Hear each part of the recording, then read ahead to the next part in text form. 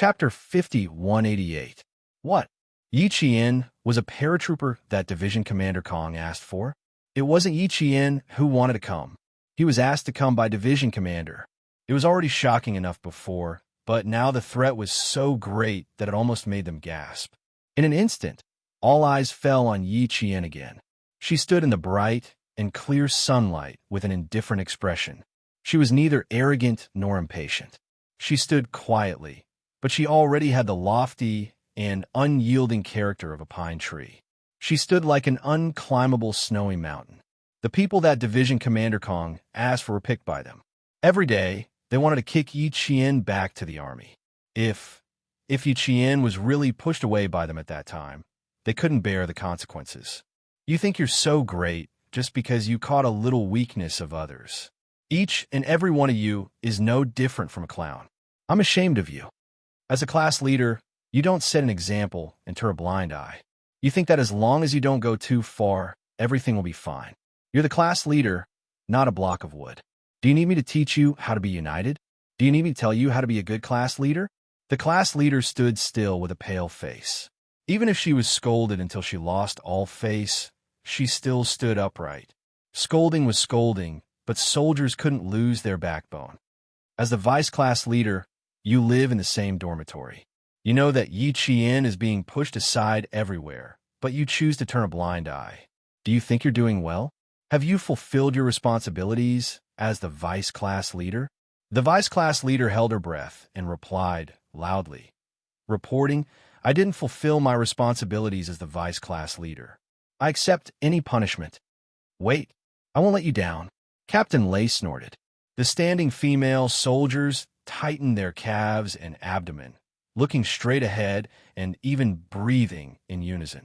Now, even if the angry Captain Lei raised his foot to kick them, they wouldn't be surprised at all. Captain Lei, who had always been iron-willed, really wanted to kick each of them. However, from time to time, he would mutter in his heart, this is a female soldier. This is a female soldier. Only then did he resist the urge to raise his foot. Captain Lei did not continue to stand in one place. He lifted his foot and walked around the outer circle of the female soldiers. The faint, rusty sound and the stereo ring hit the eardrums of the female soldiers. The male soldiers whispered to Yi Qian, if it were us, we would have kicked him a long time ago. We wouldn't have scolded him so politely.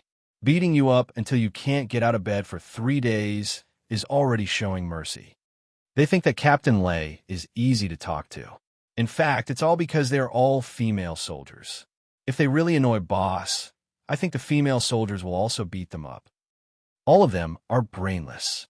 Beating them up twice will teach them a lesson, and they'll know what to do in the future. Don't be soft-hearted in the future. If you don't grind them, they won't become useful. They still have time to grind them. Yi Qian listened to them one by one, but did not express his opinion. Captain Lei, who was still in the stereo ring, came out from behind the female soldiers. Since he had opened his mouth today, he might as well scold them until they learned their lesson. You can think that Yi Qian is weak, but what right do you have to decide whether she stays or leaves? Today, you can decide whether she stays or leaves. Tomorrow, can you even decide whether I, the captain, stay or leave? Arrogant, ignorant, selfish, indifferent. You think you have the ability, knowledge, unity, and friendliness. Look at you now. Why don't you know to ask yourself whether you have the right to stay in the airborne troops and in our reconnaissance company? You think you're so great, right? Why don't you think about how much you're worth in my eyes? Think about it carefully. Don't think that you can stay here forever after joining me. If I let you go, can you continue to stay? Looking down on Yi Qian, where's your shame? Chapter 5189. After circling around twice, Captain Lei, who still felt that he was merciful to all the female soldiers, stood back in the same place. His murderous aura made the female soldiers, who were blushing with shame and indignation, feel as if the string in their hearts was about to break. Too scary. An angry Captain Lei is really too scary. If he said he wanted them to leave, he could definitely do it. It's 11:07 in the morning. I'll give you 5 minutes to pack your backpacks and run 30 kilometers. Return to the team before 5 o'clock in the afternoon. Yes. The squad leader took the lead and answered loudly. Hearing the neat and powerful answer, Captain Lay didn't have any expression. This was a punishment. He only scolded them, and that was already a mercy. He turned to Yi Qian and said in a voice that was as cold as ice, Yi Qian, you can train alone or join the male soldiers for training. Captain, I'm a member of the female soldier class. I accept all punishments. Yi Qian didn't accept. She chose to complete the 30-kilometer armed run with the female soldiers. Her choice made the female soldiers purse their lips and feel even more ashamed. Yi Qian had always regarded herself as a member of the female soldier class. What did they do? They were deeply ashamed of their previous behavior. Captain Lay didn't ask Yi Qian if she wanted to reconsider and agreed on the spot. Okay. With only 5 minutes left, Captain Lay shouted, dismissed. All the female soldiers ran back to the dormitory to pack their backpacks and gather. Yi Qian's running speed had always been good. In the blink of an eye, she was ahead of the female soldiers by a large margin. Guo Chui caught up with Lu Hui, who was struggling to catch up, and reminded her in a low voice, don't forget your previous bet. If one day Yi Qian exceeded her, she would kneel down and kowtow to Yi Qian. Lu Hui didn't forget her bet. She gasped and said, don't worry, I'll remember. As long as she really surpasses me, I will definitely kneel down and kowtow to apologize. She would definitely not break her promise. Okay, Guo Chui nodded lightly. Let's apologize to her together. No need.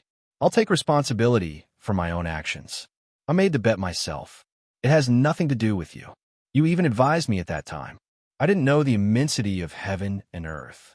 Guo Chui was relieved that there wasn't any resentment. She was afraid that Lu Hui would be stubborn and end up digging her own grave. There was no resentment, and he was willing to accept his loss without losing his integrity.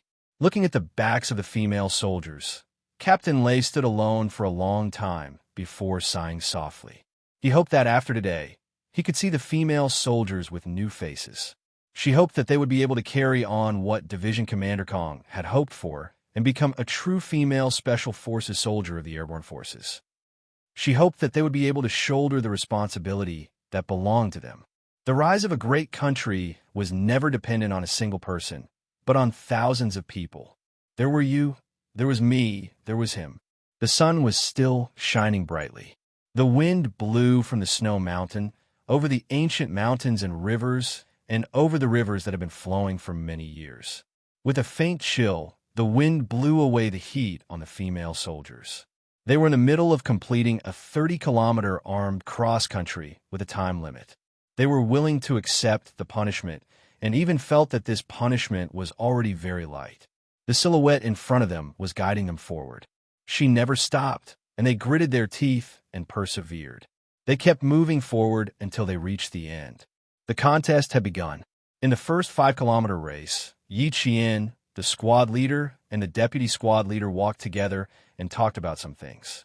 The focus was on the future training.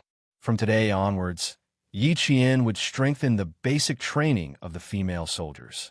The squad leader and the deputy squad leader would strengthen the technical training of the female soldiers.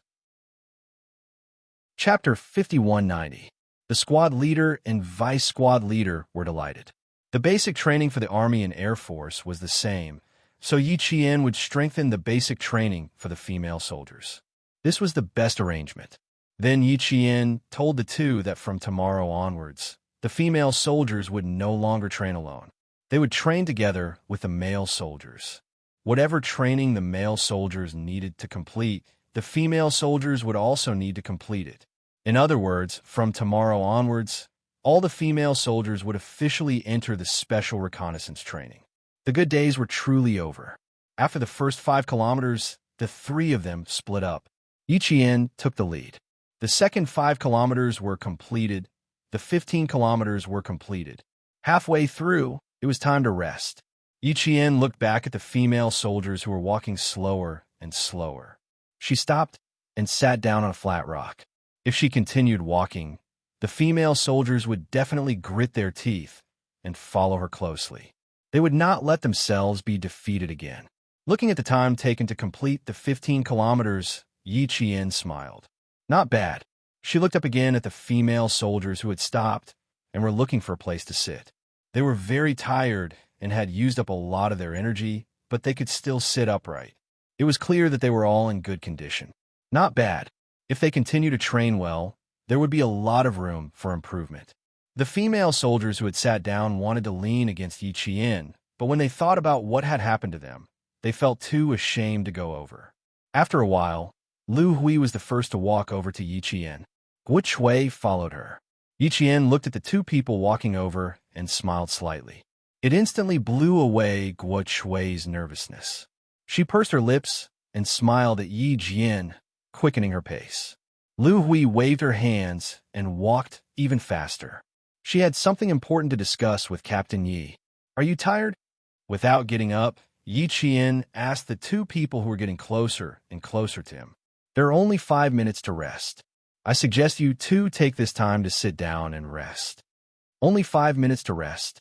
Didn't they have 10 minutes in the past? The two people who knew the news did not ask, because this was the present, not the past. Lu Hui sat down and looked at Yi Qian seriously. Captain Yi, do you still remember our bet? I said that if you surpass me one day, I will definitely kneel down and admit my mistake. I, Lu Hui, am an annoying person, but I will say what I say. I won't regret what I say, and I won't go back on my word. In the past, I targeted you and ostracized you, but I didn't regret it. I won't go back on my word. I'll wait for you to surpass me. Wait for you to surpass me? These words, Yi Qian revealed a playful smile. Aren't you afraid that I've already surpassed you? Don't be afraid. If you've already surpassed me, I'll kneel down and kowtow to you. But now, you've only surpassed me in basic training. We're airborne troops, and there's still a lot of technical training. I don't believe that you've surpassed me in all of them. On this point, Lu Hui was very confident of herself. Yi Qian laughed. That was a little embarrassing. He was afraid that Lu Huijin would kowtow to him and admit her mistake. You don't believe that I've surpassed you? That's right. You've been a paratrooper for 2.5 years, while I've only been here for half a year. It's indeed difficult to surpass you. Looks like I'll have to work harder and try to surpass you as soon as possible. If you work hard, I'll work hard too. A paratrooper from 18 years of training will never admit defeat so easily. Lu Hui's face was serious. The unwillingness to admit defeat between her brows made Yi Qian smile.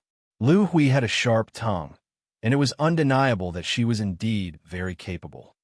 Then let's go together. Yi Qian's lips curved into a smile. His smile was brighter than the sun, but Lu Hui shivered for no reason. Why did it feel like something was wrong? Chapter 5191. Lu Hui felt that something was wrong. Guo Chui looked at Yi Qian and then looked at Lu Hui. She couldn't help but narrow her eyes. She also felt that something was wrong, but she couldn't pinpoint exactly what was wrong. Lu Hui, who felt that something was wrong, didn't stop. She was trying her best to catch up with Yi Qian. Sometimes, she would look at Yi Qian, who was walking in front. Sometimes, she would frown and think hard. She didn't pay attention to the armed off-road equipment. Unknowingly, she overtook several comrades who had better endurance than her.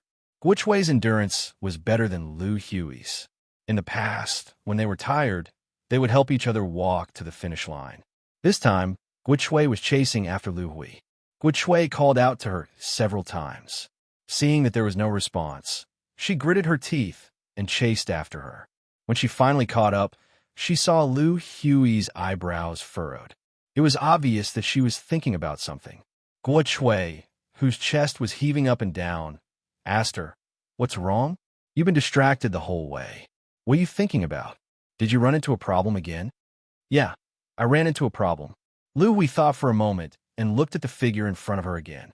She asked Guo Chui, "Before the break, I said that I would try my best not to let Captain Yi surpass me. Captain Yi said that she would also try her best to surpass me.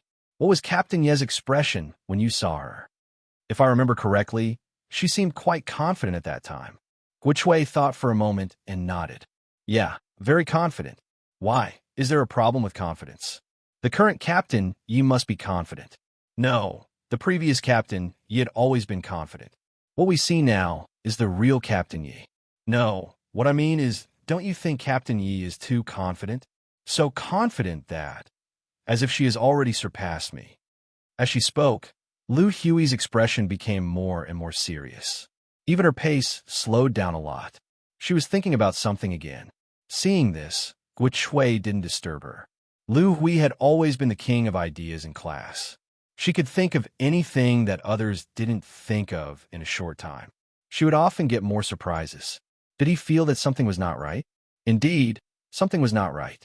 At that time, Captain Yi was very confident. There was an indescribable feeling in her faint smile, a little. That was right. Guo Shui's eyes suddenly lit up. At that time, Captain Yi was like fishing for a big fish with a long line. Lu Hui was the big fish she wanted to catch. Casting a long line to catch a big fish. Do you think we're all the big fish that Captain Yi is going to catch?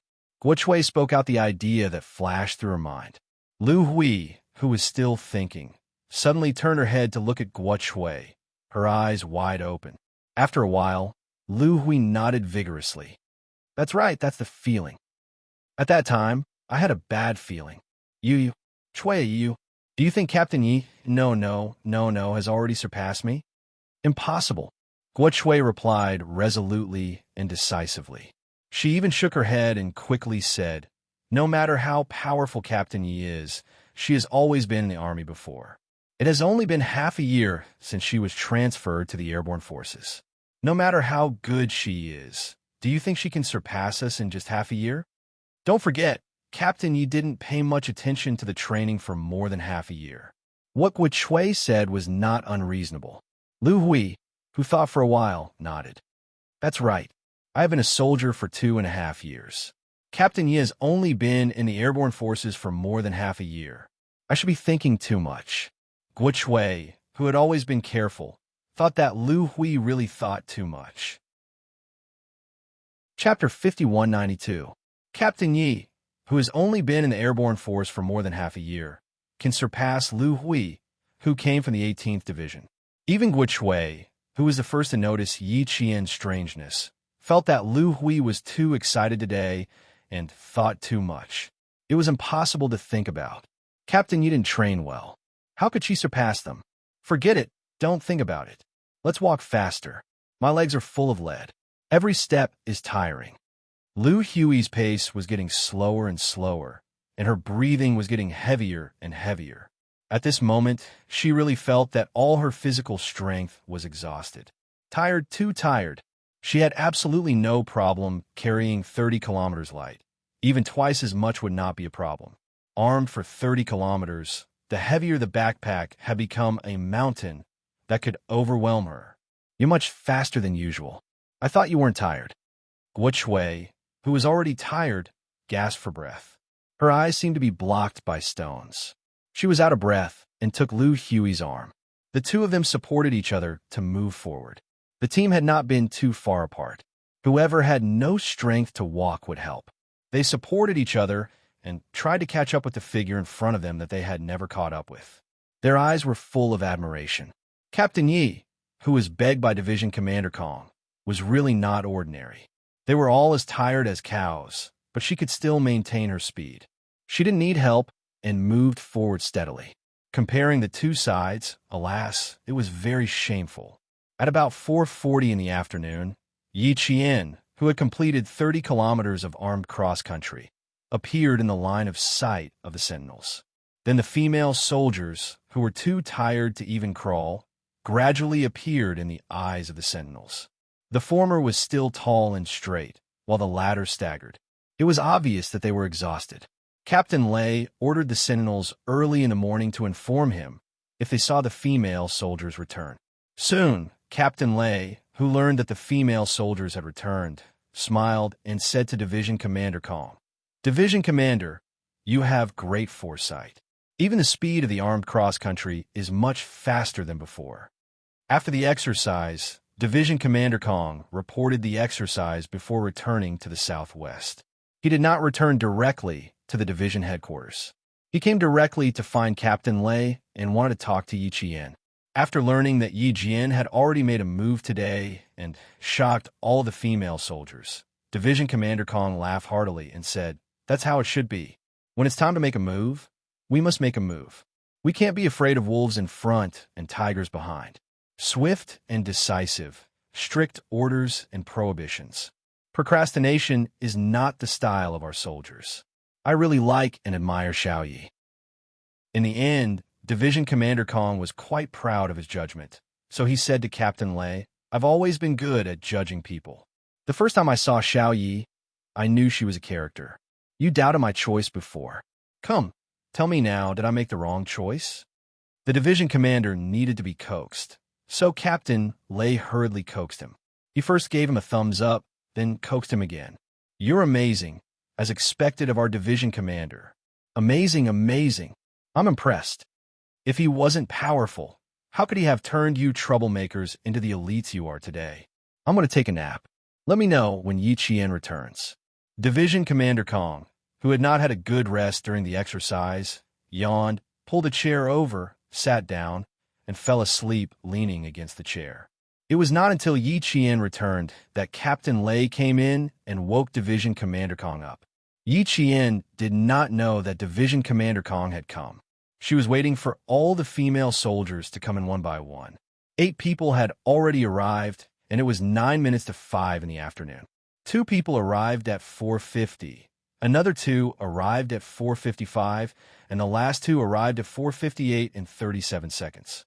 Before 5 o'clock, all 15 female soldiers had arrived, successfully completing the 30 kilometers time-limited armed cross-country.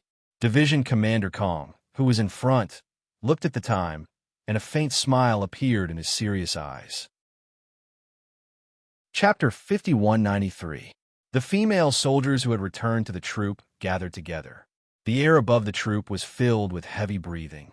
Although their bodies were already very tired, their spirits were exceptionally excited. Their faces were red with sweat, and their eyes were bright, as if they had just been washed by water. Captain Lei had set them to return to the brigade before 5 o'clock, and they really did it. Last time, they returned to the team after the 20-kilometer armed cross-country run. No, this time, the time taken for the armed cross-country run was shorter than before. The class leader was also very happy. With a smile on her face, she first praised all the female soldiers, then focused on Yi Qian. They all knew that if Yi Qian had not been at the front, it would have been difficult for them to return on time. Dozens of gazes fell on the first figure standing in the front row. The female soldiers no longer had the contempt in their eyes. How would they dare now? They should take a look at their own capabilities. The class leader who praised Yi Qian was still a little guilty. Yi Qian's qualifications, military rank, position, and ability were all higher than hers. The class leader should be Yi Qian. Yi Qian didn't know what the class leader was thinking. She had already seen Division Commander Kong standing not far away, and Captain Lei was accompanying him. The female soldiers who were in a happy state didn't notice, but the class leader looked in the direction of Captain Lei after dispersing. She smiled at Yi Qian and said, "Captain should be looking for you. Give me the backpack. I'll bring it back to the dormitory." "Thank you, class leader." Yi Qian didn't hesitate and handed the backpack over. His voice was clear and clean, like a cool summer wind brushing past the class leader's ear without a trace of fatigue. The class leader took the heavy backpack, the corners of her mouth raised higher, and the smile on her face deepened. "You're welcome. You go first. I'm leaving." Beside Captain Lei was Division Commander Kong. The chief didn't come in person. He just stood not far away. She thought that the chief must be looking for Yi Qian alone. There was no need for her to follow Yi Qian. She had to be a little more tactful. After the class leader left, Division Commander Kong, who was standing watching, strode over. Yi Qian also strode over to welcome him. How could he stand there and wait for the chief to come over? It would be rude and inappropriate. "Xiao Yi, you did well this time. I appreciate it very much and approve of it very much. It's a pity that I missed your wonderful performance this morning. Next time, if I have the chance, I must take a good look." Division Commander Kong's admiration for Yi Qian was overflowing in his words. Which chief would not like a sharp knife and a row of thorns? When Yi Qian saw Division Commander Kong's approval, she secretly heaved a sigh of relief. She had not only come to the paratroopers for the sake of the female soldiers, but also for herself. She wanted to learn more professional skills, learn more, understand more, and master the skills. The biggest winner was actually herself. If Division Commander Kong was satisfied, then she could continue to stay. If Division Commander Kong was not satisfied, then she would have let down Division Commander Kong, and there would be no way for him to give her an explanation. Yi Qian, who sounded much more relaxed, smiled and said, "It's been more than half a year since we joined the airborne forces. It's time to show results. If we continue to waste resources, I will feel uneasy." Thinking back to half a year ago, in order to disguise herself, she purposely made mistakes here and there. The female soldiers hated her, and she also felt that she was very annoying. Now, she could finally put an end to all her disguises. She could finally let go and learn. Just thinking about it made her feel wonderful. When she thought about how she would be able to learn more in the future and no longer need to disguise herself, Yi Qian couldn't help but curve her eyebrows. Her smile was like the sunlight flowing over the surface of a river. It was clear, pure, and full of motivation. Chapter 5194. Yi Qian's dark eyes flashed with a hint of relief that she didn't even notice. Division Commander Kong, who caught it, sighed softly in his heart. He felt deeply sorry for the grievances that Yi Qian had suffered in the past 6 months. "I've made you suffer in the past 6 months. Little Yi, I'm deeply sorry for that. I have to apologize to you. You've suffered, little Yi." After Division Commander Kong finished speaking, he saluted Yi Qian as the leader of a division. Ostracized, ignored, belittled, reprimanded. She was clearly an elite soldier who was loved by her comrades. But because of his request, she was sent to the airborne unit. She had never been treated like this before.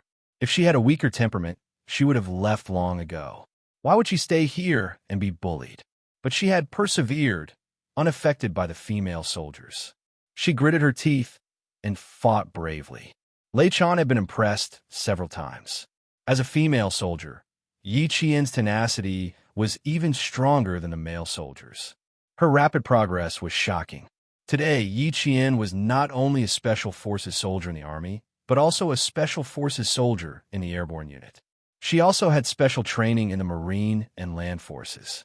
Female soldiers were the best in the Triamphibious Special Forces.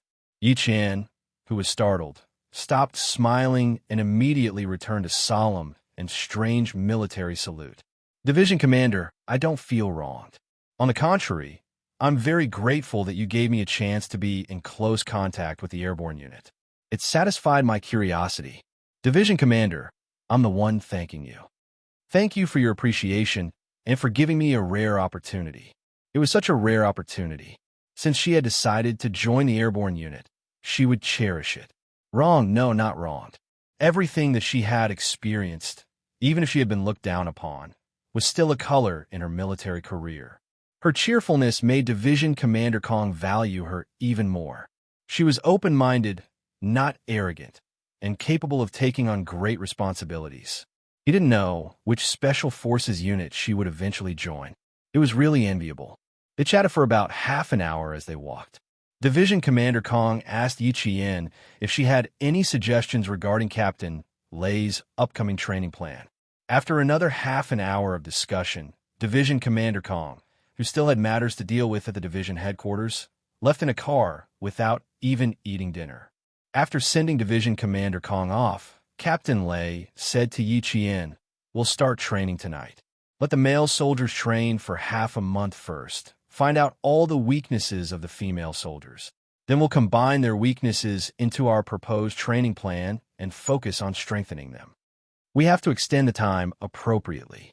The amount of training needs to be increased correspondingly. Also, the difficulty has to be gradually increased. From now on, I'll have to trouble you with the female soldiers. You'll have to stimulate them and bring out their greatest potential." Yi Jian cooperated with Captain Lei's arrangement.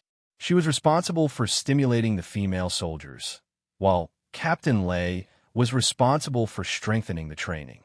The class monitor would restrain all the female soldiers and twist them into a rope. They can cooperate well with each other. They can fight as a team or as a single soldier.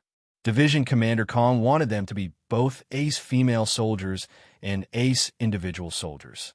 At night, the female soldiers saw the male soldiers running in front of them with neat footsteps. Finally, they stopped in front of them and stood at attention like a pillar. Then they looked at Captain Lei, who was standing in the middle like a demon. An ominous premonition quietly crept in.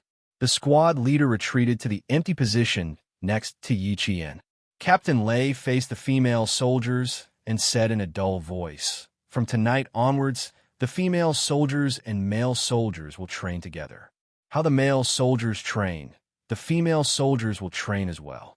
The two groups will calculate the daily training results." Chapter 5195. The wind that blew at night had already been tainted with the chill of autumn. The cold wind in the southwest region came earlier than in other places, and some places had already snowed. Although it did not snow at the Army's location at the junction of Tibet and Sichuan, and the temperature was still good during the day, the coldness was obvious at night. Standing in the cold night breeze, the female soldiers straightened their backs and listened to Captain Lei's announcement of the next training plan. After the announcement of the first phase of the training plan, the female soldiers' hearts sank a little. Then the second phase of the training plan was announced, and the female soldiers secretly clenched their hands. When the third phase of the training plan was announced, the female soldiers calmed down and calmly accepted the cruel training towards the end, because they knew that from tonight onwards, they would really join the Airborne Special Reconnaissance Team. Unlike before where the male soldiers served as instructors and the squad leader led the training. Tonight, they would really be separated from the original troops. Everyone with poor grades will have an extra hour of off-plane training at night and get up half an hour earlier in the morning for a morning run. Do you understand? Understood. In the smoky night, the female soldiers raised their chins slightly and answered Captain Lei loudly. Their voices were full of energy and penetrating power. Do you really understand? Captain Lei asked in return, seeming a little skeptical. The expressions on the female soldiers' faces were already flushed, and they answered in a more imposing voice, "Understood." They did not allow themselves to be doubted. Being doubted meant being despised. Female soldiers were also soldiers, and they would never be looked down upon by male soldiers. In return, Captain Lei's cold voice still expressed doubts about the understanding of the female soldiers. There was also a trace of contempt, which stimulated the female soldiers to hold their breath. They could not wait to fight with the male soldiers now. Yi Qian, do you think they understand? Captain Lei asked Yi Qian with a smile, ignoring the rest of the female soldiers. The whetstone named Yi Qian said loudly, "Understood. Bleeding and broken bones are trivial. Bleeding but not tears, broken bones do not end." Captain Lei nodded with satisfaction this time and asked the female soldiers, "Do you understand?" Only then did the female soldiers understand what Captain Lei meant by understand. They had misunderstood. Understood. Bleeding and broken bones are trivial. Bleeding but not tears, broken bones do not end. This time, they really understood. Loud and imposing. I just don't know if he can really do it. Captain Lei was still not satisfied. He turned around and faced the male team. His fierce voice was like an ancient sword, breaking through the air with a majestic danger. "Male soldiers, yes, tonight, I'll show them what it's like to bleed, but not cry. Yes, take this, female soldiers who understand." After Captain Lei finished speaking, he retreated from the middle step by step to the outside and whistled, "Begin." More than 40 male soldiers shouted at the same time and rushed toward the female soldiers like waves crashing against the shore. Although the female soldiers selected from the various Air Force units all had strong, comprehensive abilities and had fought with the male soldiers before, it was always one-on-one. They had never experienced one-on-three. Coupled with the fact that the male soldiers were coming at them with such ferocious momentum that even the air seemed to be stained with the stench of blood. Everyone couldn't help but take a step back at the first moment. If it weren't for Yi Qian's stern shout to stop them, they probably would have retreated even more. You want to retreat without a fight? Meet them. The cold voice tore through the female soldiers' timidity, leaving them with no way to retreat. With a loud shout, They clenched their fists and followed the figure who had rushed out earlier than them to take the initiative to attack the male soldiers. Chapter 5196. The two sides fought, fists hitting flesh, and the dull sound of hand-to-hand combat was endless. Even the sound of bones hitting hard objects could be heard, and one would think that the bones had broken. The male soldiers formed groups of 3 and cooperated well with each other to continuously attack a female soldier. The female soldier who was attacked fought back with her fists, legs, and knees. She fought back and counterattacked with the martial arts she had described. They were actually very tired. The 30 kilometers of armed cross-country during the day had consumed too much of their strength. Although they had a short rest, their feet were still sore. Every time they lifted their feet to sweep out, their calves tightened until the muscles were about to break. Tired, sore, and painful were the current conditions of the female soldiers. Plus, they were beaten. Tonight, the female soldiers really tasted the feeling of bleeding but not crying. Louis was pressed down by a male soldier. Her neck was pressed tightly by a pair of iron palms. Her one-sided face was pressed against the ground, and it was accompanied by a burning pain. She did not admit defeat and was still fighting back with all her might.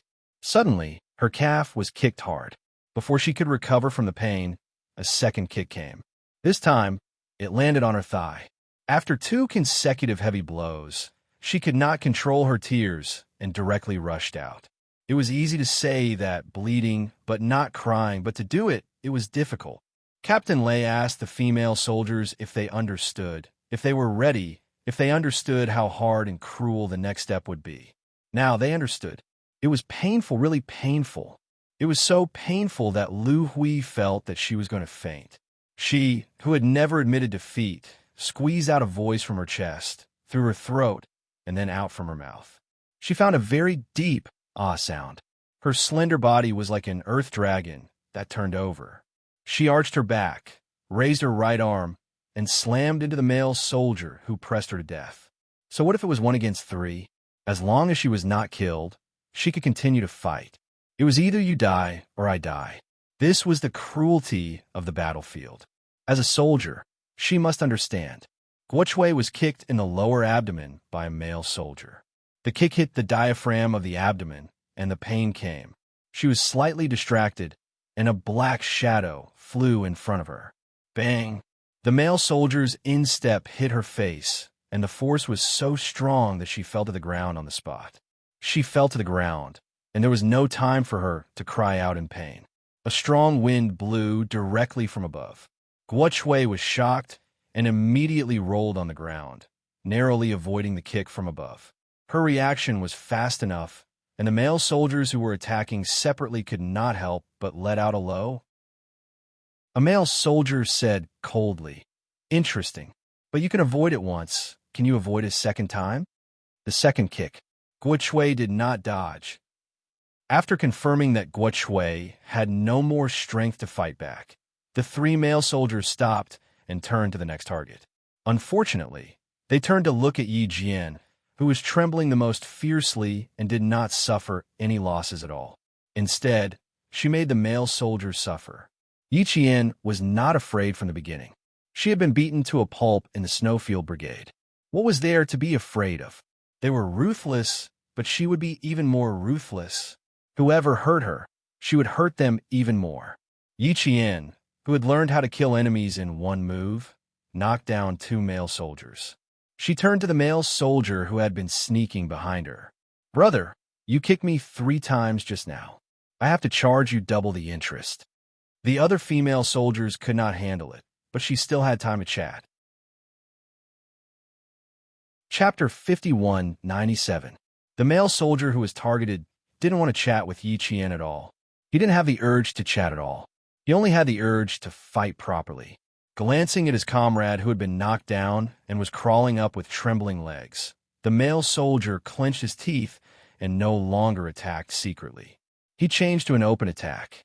As a scout, attacking in the dark was their true love. Attacking in the open was almost a battle of life and death. That was also a battle of life and death. Therefore, once they attacked in the open, every move was a killing move. Yi Qian was fierce, and the male soldiers were fierce. The two sides fought in the widest area in the entire combat circle. If they didn't leave a wider area, they were really worried about accidentally injuring their own side. Her whole body was in so much pain that not a single part of her body was unharmed. Guo Shui first sat up with both hands on the ground, then slowly stood up with one hand on the ground. After standing up, she still couldn't straighten her back immediately. It was slow enough. The muscles in the areas where she was in pain were affected. It was so painful that Guo Shui took a few deep breaths. Her face was pale from the pain, and the cold sweat on her forehead was wet. She was in a sorry state. Guo Shui, who couldn't even straighten her back, held her stomach and looked around. The scene made her heart ache. There weren't many female soldiers who could withstand it. She could recognize the last female soldiers who were still fighting. There was the squad leader, the vice squad leader, Lu Hui, Fang Xing, Wu Pingping, Xiao Yalan. The other comrades were in the same situation as her. They were all attacked by the male soldiers until they couldn't fight back. No, there was also Yi Qian. Where did she go? Guo Shui, who didn't find Yi Qian immediately, was a little flustered. Could it be that even she was defeated? Her gaze swept over, and her pupils contracted fiercely. She saw the figure she was looking for. 1 against 3, it became 1 against 5. 5 male soldiers against 1 Captain Yi. This was not fair. It was too unfair. Guo Shui gritted her teeth and looked for Captain Lei. She wanted to find Captain Lei and tell him that 1 against 3 was already unfair. Now it was 1 against 5. No matter how strong Captain Yi was, could she win? The male soldiers weren't ordinary soldiers. They were all special forces from the airborne troops. It was difficult to win against them one-on-one. 1 against 3, 1 against 5. All the female soldiers could only be beaten. Taking a deep breath, Guo Shui, who was trying to forget the pain, found Captain Lei. She dragged her feet and staggered over. The stubbornness in her eyes was like a lamp, bright in the dark. It was a little scary. Captain Lei keenly felt that someone was staring at him. He retracted his gaze from Yi Qian and turned his eyes slightly to find out who was staring at him.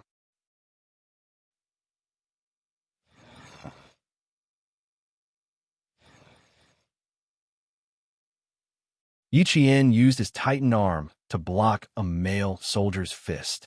His feet moved nimbly to the side, and he avoided a fist from the right side. He dodged several steps in a row, and, as if there were a pair of eyes on the back of his head, he clenched the strong leg on the side of his head, crushed the ankle of the male soldier, and pulled it in front of him. The back of his head turned around and heard the painful sound of the bilateral medial ligaments.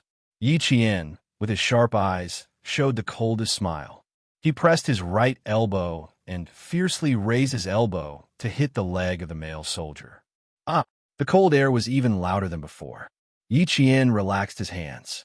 The male soldier behind him, who tried to steal a chicken but ended up losing the rice, retracted his right leg that was trembling from the pain.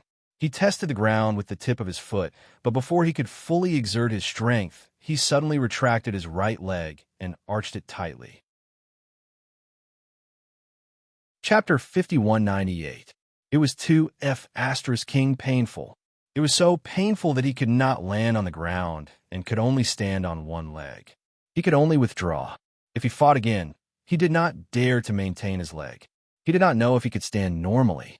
Captain Lei pointed at Yi Qian, who could still fight back in the desperate situation, and coldly questioned the female soldiers who were unfair to him. Do you see that? If you have the time to stand here and question whether it is unfair to fight 1 against 3 or 1 against 5, why don't you go and see how Yi Qian, who you once looked down on, is in an invincible position in a disadvantageous situation? She did not say it was unfair to fight 1 against 5. You, a loser who lost in less than 15 minutes and did not even have the power to fight back, what qualifications do you have to stand here and point out your opinions? The right to speak and the right to decide is in my hands. What I ask, what you do. Do you still need me to explain to you? Although Captain Lei was cold when he spoke to the female soldiers, he always had a sense of propriety and cared about the female soldier's face. It was their first time here, so they had to adapt. Now, sorry, The new recruits had 3 months of new training.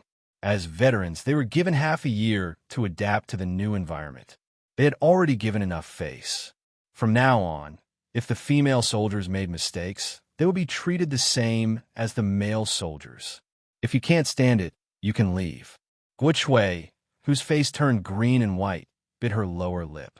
The stubbornness in her eyes turned into an unyielding sharpness. She turned her head, her eyes firm, and slowly said, "The right to decide is in your hands. As for the right to speak, I will definitely fight for myself." She was also stubborn. "Not bad, keep it up." Captain Lei, whose eyes flashed with a hint of a smile, replied coldly, "Wait until you have the right to speak before you talk to me." With that, his cold eyes suddenly fixed and stared at her without blinking. Guo Shui saw this and hurriedly looked over. She saw the male soldiers attacking from behind, continuously raising their feet to kick Yi Qian.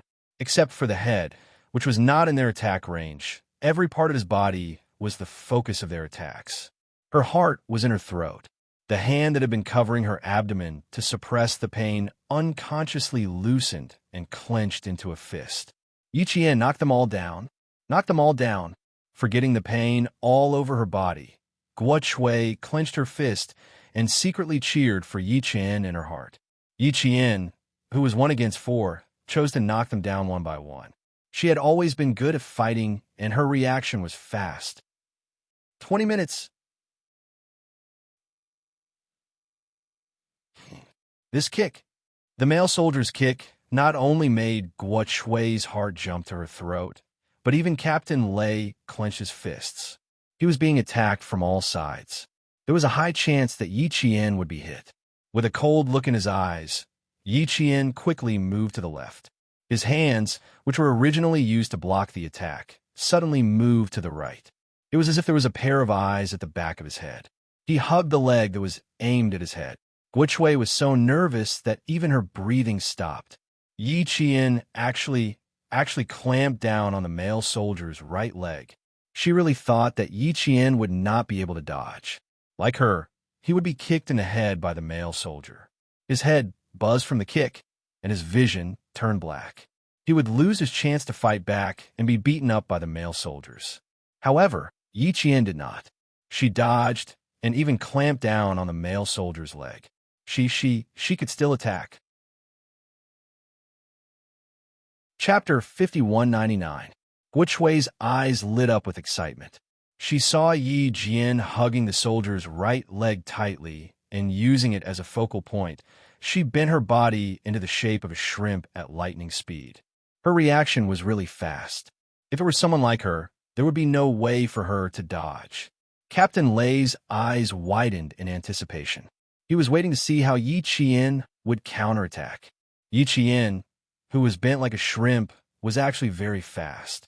Captain Lei and Guo Shui could see how Yi Qian dodged and counterattacked, but ordinary people could not see it. Even if they recorded the video, they would have to slow it down 3 times to see Yi Qian's counterattack. From bending like a shrimp to suddenly doing a handstand, it was actually just 2 seconds. Her head was down and her feet were up. Her legs were hooked, and she used her calves as a weapon to attack the soldier's neck and head.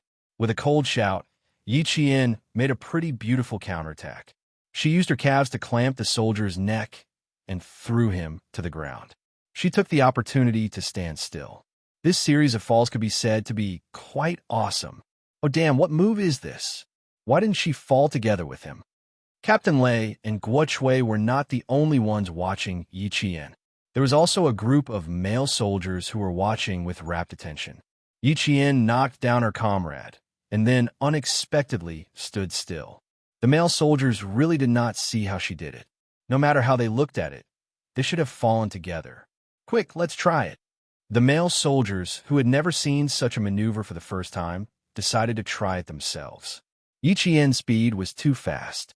They could not see clearly, so they could only try it themselves. A male soldier stood still, and the other male soldier directly did a handstand. He first hugged his comrade's leg with one hand, then hugged it with both hands. His legs were hooked tightly around his comrade's neck and head, trying to clamp them down. Plop! If the clamp was successful, both of them would fall together. After trying it once, they knew how difficult it was. The more difficult it was, the more challenging it was. If the first time did not work, they would try a second time. Again, let's change the person. Lizzie, come here. Be more flexible. When the plum who was called out heard that, he first said, I'm flexible. Then he walked over and tried it. The male soldier, nicknamed Plum, wiped his sweat and said, It's a difficult move. It's very difficult for ordinary people to do it. I can only ask Yichien for help. Even Li Zi, who had the softest physique, could not do it. She could only look for Yichien. At this time, no one cared about whether the comrade who had been knocked down by Yi Jian was in pain or not. They were all watching with great interest. From time to time, they would let out a sigh of relief. Look, they could see the pain on their comrade's face, even from a few meters away. It's okay. Their skin is thick, and they'll be fine after a while. Reality proved that the male soldiers who were kicked, hit, or kicked by Yichien were in pain for 3 days, and the pain only disappeared after a week. His feet and hands were extremely strong. A kick or a punch was even more painful than being hit by a lump of metal. What did he eat? How could he be so strong? After half an hour of wrestling, the male soldier who had been hit hard by Yichien's elbow on his right leg and could only stand on one leg said gloomily, How can he be so strong? He doesn't look like a girl at all. Was he born with it? Yichien thought for a moment, then laughed and said, It's not my nature. In the past, when I was training, I had to wear 10 caddy iron boots to run. If I was slow, I would have to tie 10 caddy sandbags to my feet for a day. The male soldier was stunned, and the female soldier was dumbfounded. Chapter 5200. Wearing iron boots and tying sandbags to his legs. What kind of operation was this? Why did the Army brothers' training become more and more brutal? They had not received any news or even heard of it. How did you train with iron boots? Are you trying to train the strength of your feet? The male soldier who had beaten the hardest stood on one leg and humbly asked, How many cycles of training are there? Yichien lifted his leg, which had grown a lot since he had escaped from the Demon King. He wiped away the fine sand in his mouth and patiently explained, 2 months of iron boot training. After that, I've been tying sandbags to my legs, which has greatly improved the strength of my legs. The male soldier who had his doubts nodded. I see. Could it be that you were able to crush the male soldiers when you were doing a handstand? That could be of great use at critical moments. Yes, a successful counterattack. You guys check your bodies first. I'll go check on the female soldiers. They were beaten up badly by you guys tonight. Be careful. We'll get back at you sooner or later. The male soldiers were a little uncomfortable when he said that. They mumbled, We can't help it. It's hard to follow military orders. We can only obey boss orders. How dare we not listen? We'll wait for the female soldiers to get back at us. It'll only be satisfying if we fight with equal strength. Tonight, only you and the rest of us fought well. The others were average. We were beaten in less than 10 minutes. Too weak. It's boring to fight. So straightforward. Yichien rubbed his forehead and sighed. Of course it's boring to fight 3 against 1. If we have a one-on-one fight someday, you'll definitely feel good. Good. We'll wait for a one-on-one. Help us check on the little noobs. Don't let them get beaten up by us and be traumatized from then on. It was a very arrogant answer, but also a very qualified answer. Yichien raised his eyebrows and said, Just you wait. Amidst the laughter of the male soldiers, he quickened his pace and returned to the female soldiers' class. You're in trouble. You're in big trouble. Yichien told you to wait. Next time, you'll be the one to get beaten up. It's fun to be brave, but you'll be crying afterward. Do you think you can escape? Don't worry, brother. Our boss will arrange it well. You, just wait for Yichien. It's really possible. Don't be the pot calling the kettle black. After the fight ended, the wind blowing over the training ground became less fierce. The female soldiers wiped the dust off their lips. All of them were injured and their faces were distorted. They felt as if they had been run over by a car. There was not a single part of their body that did not hurt. Even so, the female soldiers did not let themselves cry out in pain. They still had the strength to break their teeth and swallow it down. When they saw Yi Qian walking over in one piece, the female soldiers' gloomy faces finally brightened up. They had lost. At least Yi Qian had won. Even when it was 5 against 1, they did not suffer any losses. The ones who suffered the most were the male soldiers. At least one of them won, and the entire army wasn't wiped out. Captain Lei, who was talking to the female class monitor, didn't look up until Yi Qian walked over. Wearing iron boots, the Navy's water ghosts had to go through basic training. Yi Qian had experience in shooting at sea. Could it be that she had also gone to the Navy to participate in training? The female soldiers surrounded Yi Qian. Although they were beaten up until their bodies hurt, it did not stop them from being curious about Yi Qian. From 1 against 3, to 1 against 4, to 1 against 5, they did not lose to the male soldiers even after half an hour. Putting aside the paratroop training, the female soldiers were really convinced by Yi Qian after a day. Chapter 5201. Yi Qian didn't refuse the female soldiers' intimacy, nor did she put on airs because of her previous contempt. She smiled and answered whatever the female soldiers asked her. She was very amiable.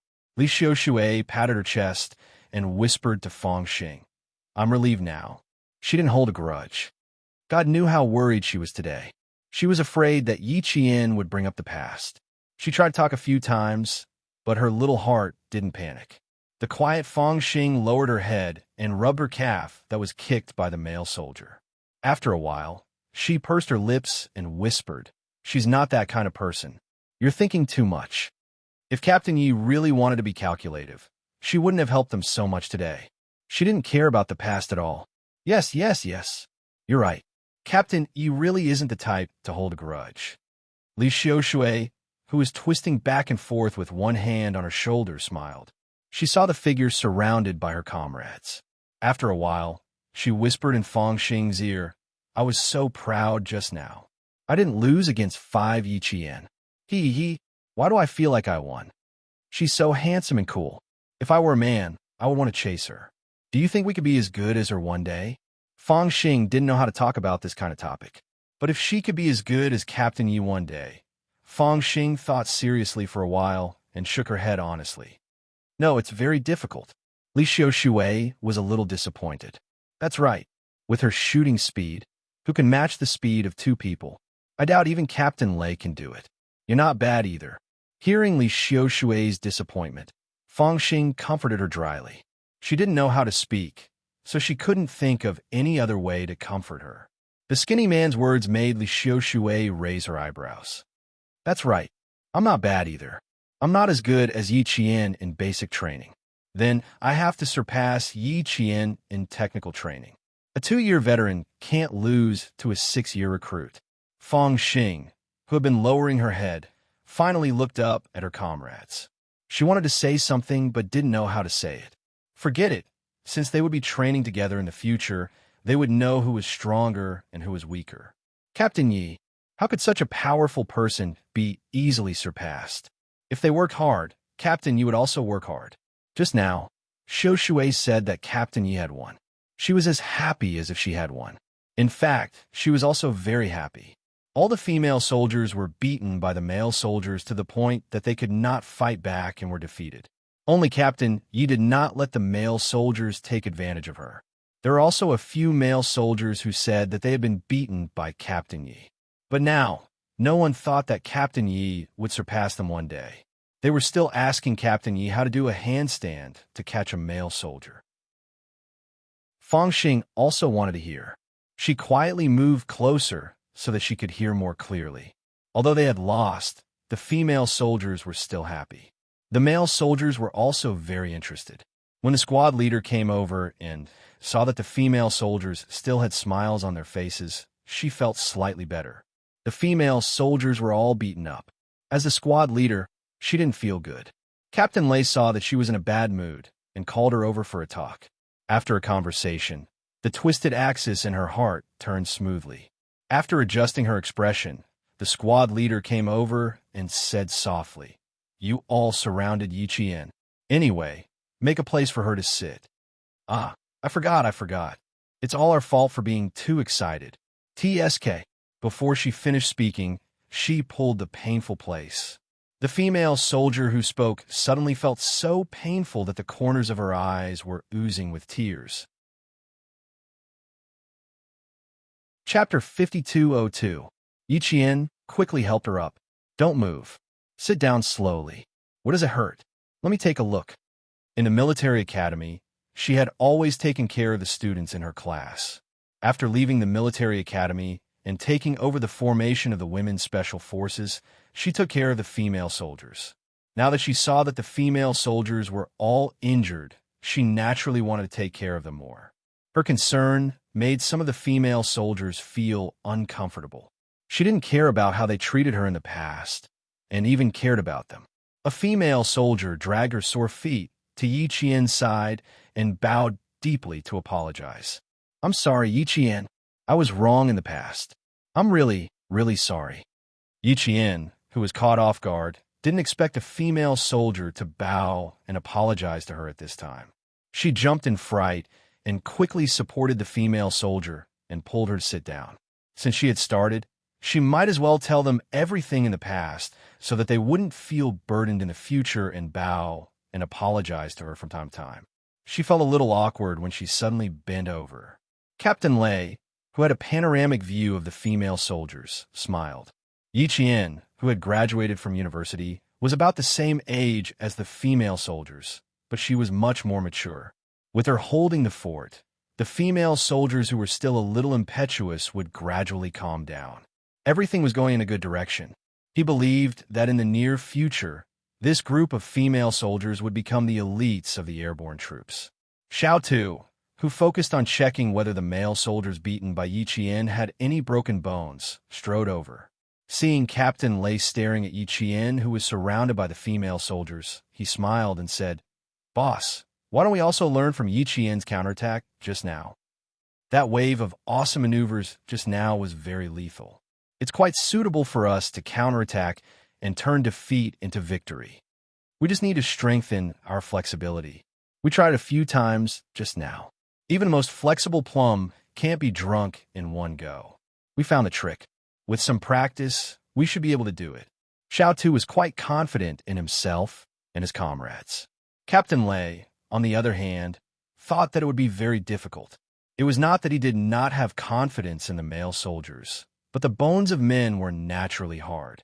It was like Yiqian coiling around the abdomen like an agile snake. This made it difficult for the male soldiers, whose muscles were already hard, to complete the movement. He glanced at Little Head, who was always thinking about something good, and sighed. He then advised him earnestly, "Little Head, people should be more practical. The counter-killing move was not suitable for everyone. Some moves were suitable for male soldiers, but not female soldiers. In some cases, female soldiers succeed, but male soldiers fail." "Boss, do you mean that we male soldiers can't do that move just now, but only female soldiers can do it? That's impossible." Xiao Tu didn't believe him. He was full of passion now, so how could it be so easily extinguished by cold water? Even Li Zi has found the trick. As long as he tries and practices more, he'll definitely succeed. Would it work? It was a big question mark. How stupid was this kid to train his waist at this age? Moreover, they had to train their leg strength together. Since he wanted to give it a try, as the captain, how could he dampen the enthusiasm of the soldiers? He had to give him his full support. "Okay, you guys learn.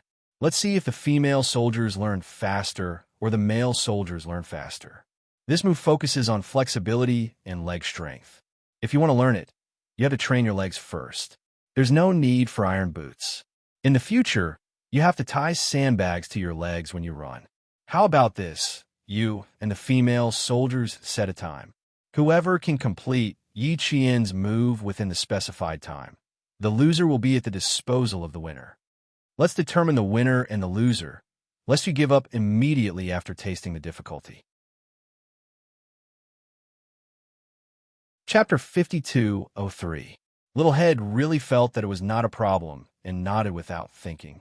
"Okay, I'll go over now." Just as he took a step forward, he quickly retracted his foot.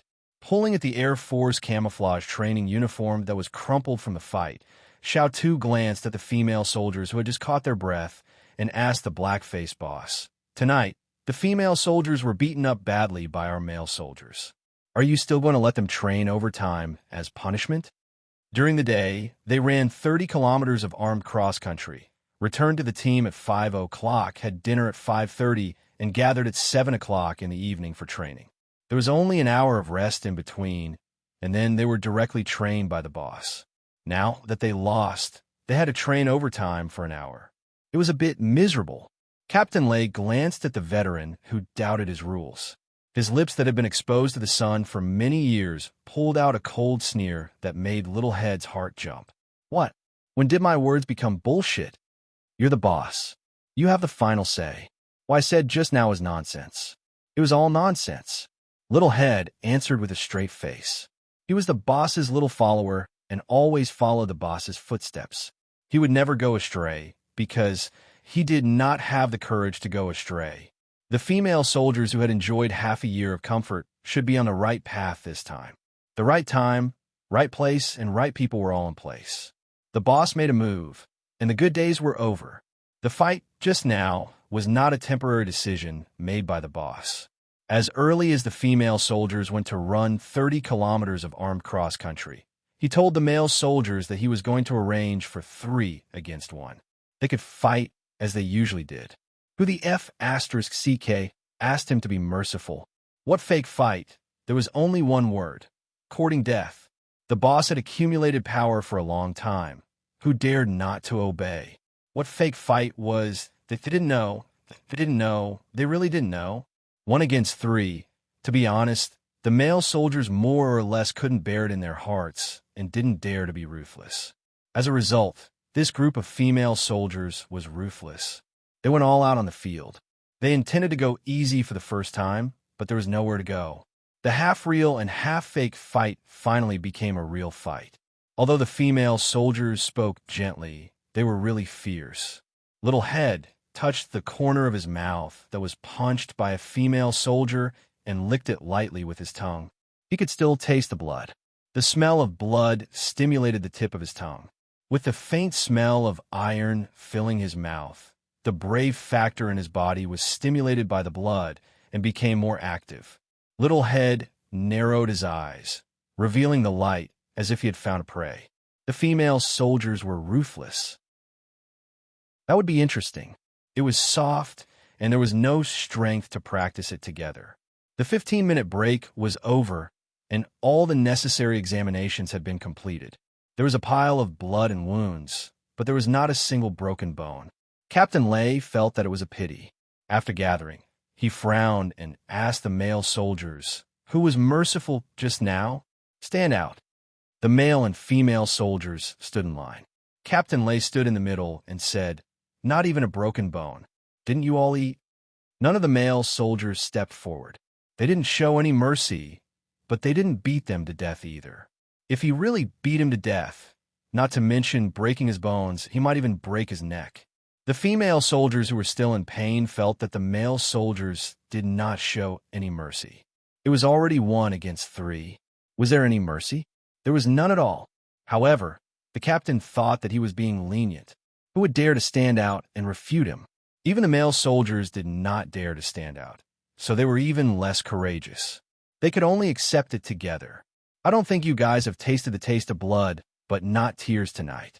The male soldiers didn't go all out against the female soldiers for the first time and didn't meet my requirements. Tonight, all of you will be given an extra hour of off-plane training. Chapter 5204. The training ended at 9 o'clock p.m., and the training lasted for an hour until 10 o'clock p.m. Compared to Yi Qian's past training until 12 o'clock a.m., this 1 hour was much more relaxing. At 10 o'clock p.m., the female soldiers who were tired all day could finally help each other back to the dormitory to rest. The class leader noticed that Yi Qian did not return to the dormitory with her. She turned around and looked behind her. It was pitch black, and Yi Qian's figure was nowhere to be seen. The class leader lowered her eyes slightly. The guesses she had during the day became even stronger. The vice class leader opened the door to the dormitory. Lu Hui, who was the first to enter, was lying on the ground. She said weakly, "You guys go ahead. I want to rest. Don't call me. From the training ground to the dormitory, she used up the last of her strength. She was now like a soft noodle. She could only lie down and not stand up. Everyone was the same. When they saw Lu Hui lying down, they were all discouraged. They might as well just lie down next to each other. When the vice class leader saw this, she also wanted to lie down. She lay down and let out a long sigh of satisfaction. It was so comfortable that she wanted to sleep. The lights were bright. 3 people were lying on the clean cement floor. In less than 3 minutes, Tang Liyin was sleeping soundly. Lu Hui, who was sleeping next to her, turned her head and sighed. Did she get hit the lightest? It doesn't hurt at all. I'm in so much pain that I can't sleep. Don't talk. I'll make sure you fall asleep in 5 minutes. Guo Chui said weakly. She was in so much pain that she could not open her eyes. She just wanted to sleep. Yi Qian is not back yet. I can't sleep. Lu Hui, who did not want to move, glanced at the empty upper bunk. I still want to talk to her. The vice class leader, who was resting with her eyes closed, said, There must be something that needs to be done. Don't wait. Rest and wash up. Sleep early to recover your energy. I'll close my eyes and sleep while waiting. Don't talk anymore. It's too noisy, Li Xiaoshui said vaguely. Her eyelids became heavier and heavier. In the end, she fell asleep with her clothes on.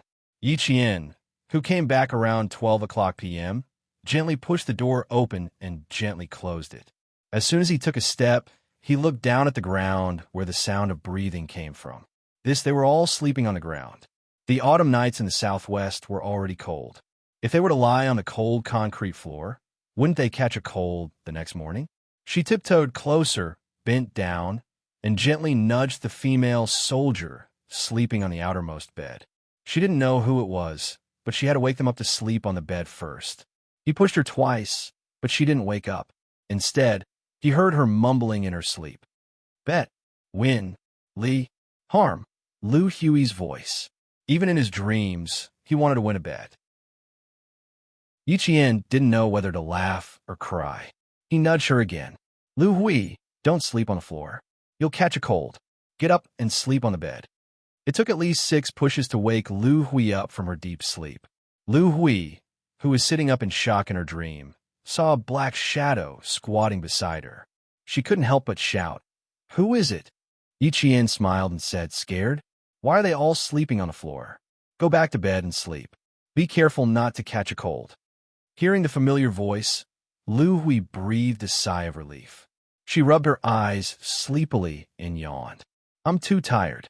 How can I climb into bed when I'm so dirty? You just came back? What time is it now? Yeah, I just came back. It's a little past 12. She answered softly and nudged the next one awake. Lu Hui shook her stiff arms and nudged her comrade awake. Why are you so late? Did you get punished by Captain Lei again? That shouldn't be the case. We should be the ones being punished. She didn't expect Yi Qian to come back late because of intensive training. I didn't get punished. I'm going to train. Yi Qian didn't hide it and said it out loud. Lu Hui, who was in a deep sleep, didn't even react. She replied in a daze, Oh. She nudged Guo Chui awake, took off her clothes, and climbed into bed. In the middle of the night, everyone was extremely sleepy. They didn't ask Yi Qian why he came back so late. They closed their eyes, took off their clothes, and fell asleep immediately. The night was still young. It wouldn't be too late to talk about it in the morning. Chapter 52:05. The next morning, when Lu Hui woke up, she saw that Yi Jian had finished washing up and came in. After saying morning, she seemed to have thought of something. Her eyes suddenly widened, and she shouted in shock, Yi, Captain Yi, did you tell me something very important last night? Early in the morning, the dormitory became lively because of Lu Hui's energetic voice. It wasn't time to assemble yet, but the female soldiers who were already awake sat up with bright eyes. What important thing? Why didn't they know? They only remembered that Yi Qian came back rather late last night and woke them up from their sleep. After that, there was nothing else. They were so tired that they closed their eyes when they took off their clothes and went to bed. They didn't have any recollection of what they said after that. Yi Qian, who was used to waking up early, put down the basin and looked at Lu Hui with a smile. She could still remember what happened in the middle of the night after waking up. She raised her eyebrows, revealing a playfulness that Lu Hui had never seen before. "I only said something. I didn't say anything important." That's right, that's right. Yi Qian only said that the floor was cold and told them to go back to bed. He didn't say anything else. What important thing did he say? Why don't I have any recollection of it? Lu Hui, did you remember wrongly? Li Xiaoshui asked. She really didn't know what happened. They were in the same dormitory. Could it be that Lu Hui was the only one who knew what happened? Tang Lin also smiled. I don't know either. Lu Hui, did something happen in your dream? For example, did you get beaten up by a male soldier in your dream? Fang Xing, who was sleeping in the lower bunk of Yi Qian, quietly got up. She folded her pants while listening carefully. She thought for a moment and seemed to remember that Yi Qian didn't say anything. He said it. He definitely said it. I have to think about it. I have to think about it carefully. After getting up from the bed, Lu Hui neatly makes the bed and folds a quilt. After a while, she folds the quilt into a square tofu block. The edges and corners of the quilt show that she has spent a lot of effort learning how to fold a quilt. Soon, the other female soldiers got up one by one. One by one, the tofu cubes were arranged in a straight line. Li Xiaoshui, who had pulled open the bedsheet and smoothed it until there was not a single wrinkle, sighed. My OCD was greatly satisfied after I entered the army.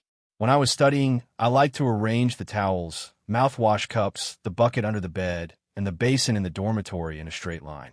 Unfortunately, it would all be messed up in less than 3 seconds. Later, my dad said that my illness would definitely be cured when I reached the army, so I came here. Looking around the dormitory, Li Xiaoshui saw that all the items were neatly arranged in a straight line. Li Xiaoshui felt that his mood had become sunny and cloudless. The army was indeed a paradise for people with OCD. Even the buns and steamed buns in the cafeteria were neatly arranged as if they were made of bricks. No matter how you looked at it, it was comfortable. Lu Hui was still thinking about what Yi Qian said last night. She was not on guard against Li Xiaoshui jumping the topic so far. For a moment, her train of thought was interrupted. She completely could not remember what important thing Yi Qian said last night when she was half awake. She was sure that Yi Qian did say something at that time, but she was too sleepy and did not take it to heart. Guichui saw that she was still pulling her hair and thinking. She rolled down from the top bunk and smiled. All right, with your memory, even if you pulled out all your hair, you still might not remember. It's better to think about what Captain Lei will do today. We have to be mentally prepared in advance. If we get beaten up like last night again, in less than a week, half of our bodies will be paralyzed. The topic was a little heavy. The dormitory, which was talking and laughing just now, suddenly became quiet. Chapter 5206. Lu Hui shuddered when she thought about last night's 3 versus 1. Hemiplegia is considered a light injury. I'm worried that other than Captain Yi, we'll all walk out of here alive. Although I'm prepared to sacrifice myself at any time, and I've never fallen behind in my thinking, I prefer choosing to sacrifice myself on the battlefield rather than being beaten to death by male soldiers. The vice squad leader, who had been listening to her comrades with a smile, looked at Lu Hui helplessly. Don't worry, Comrade Lu. You definitely won't sacrifice yourself. You'll definitely retire and go home. Clapping her hands, the vice squad leader said to her comrades who had all woken up and were preparing to wash up, I'll say a few things about last night's fight. First, we need to be clear about our current status and what we might face in the future. Second, we need to have the right attitude. We can't be passive or evasive. Third, don't think too highly of yourself. With Yi Qian by our side, we need to have confidence in ourselves and firmly believe that one day we'll beat the male soldiers to the ground. Fourth, Yi Qian came back late last night because she had been training all this time. How did she beat the male soldiers? How did she get to where she is today? It's all because of her own hard work. If we can all learn from Yi Qian, beating the male soldiers won't be difficult. The important thing is whether we can endure hardships like Yi Qian. After the day and night training, we'll train overtime until midnight. This time, the dormitory was as quiet as chickens. Even breathing could not be heard. Everyone was dumbstruck, as if they had been hit by a master. Their hearts were filled with complex emotions. Gulp, a comrade gulped. Perhaps he had used too much strength, but he had clearly raised his throat and his stomach had finally made a sound. Training until midnight. Their cautious and worshipful gazes all slanted towards Yi Qian, who was standing at the back. Was she made of iron or cast of bronze? She trained day and night until she was exhausted, yet she could still train overtime until midnight. How did she do it? Yi Qian, who was standing at the back, realized what the vice squad leader had heard Lu Hui's question and what she had answered. She looked up and coincidentally met the vice squad leader's gaze. The vice squad leader winked at her. Her eyes seemed to be sending some kind of message to Yi Qian. Then she smiled and said, Lu Hui said she forgot something very important. I think it should be this. Isn't it, Lu Hui?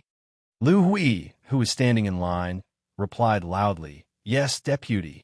After training until 12 o'clock in the morning, he felt that he would really kowtow to Captain Yi and admit his mistake.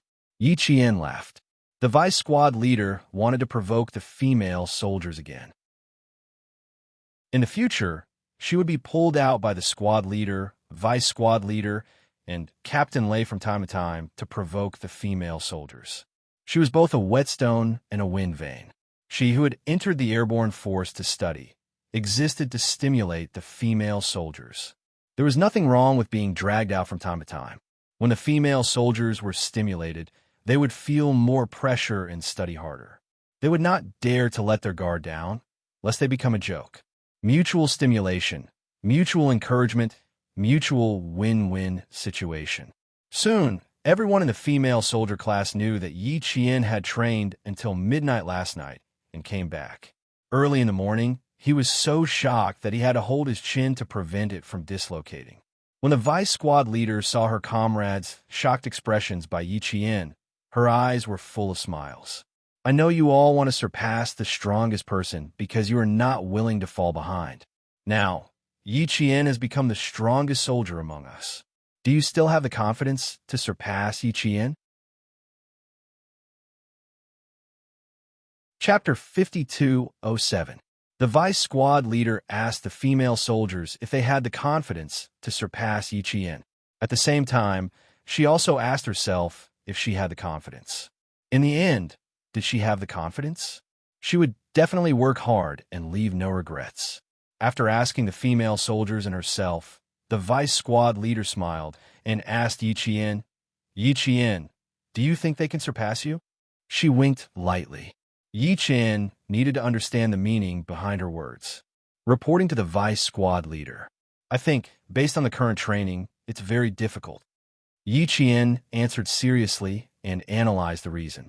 My training is twice as much as theirs. I use twice as much training to complete every day's training. For every step they take, I've already taken 2 steps. I doubt they can surpass me. He completely understood the hint in the vice squad leader's eyes. His 100% answer made the vice squad leader secretly happy.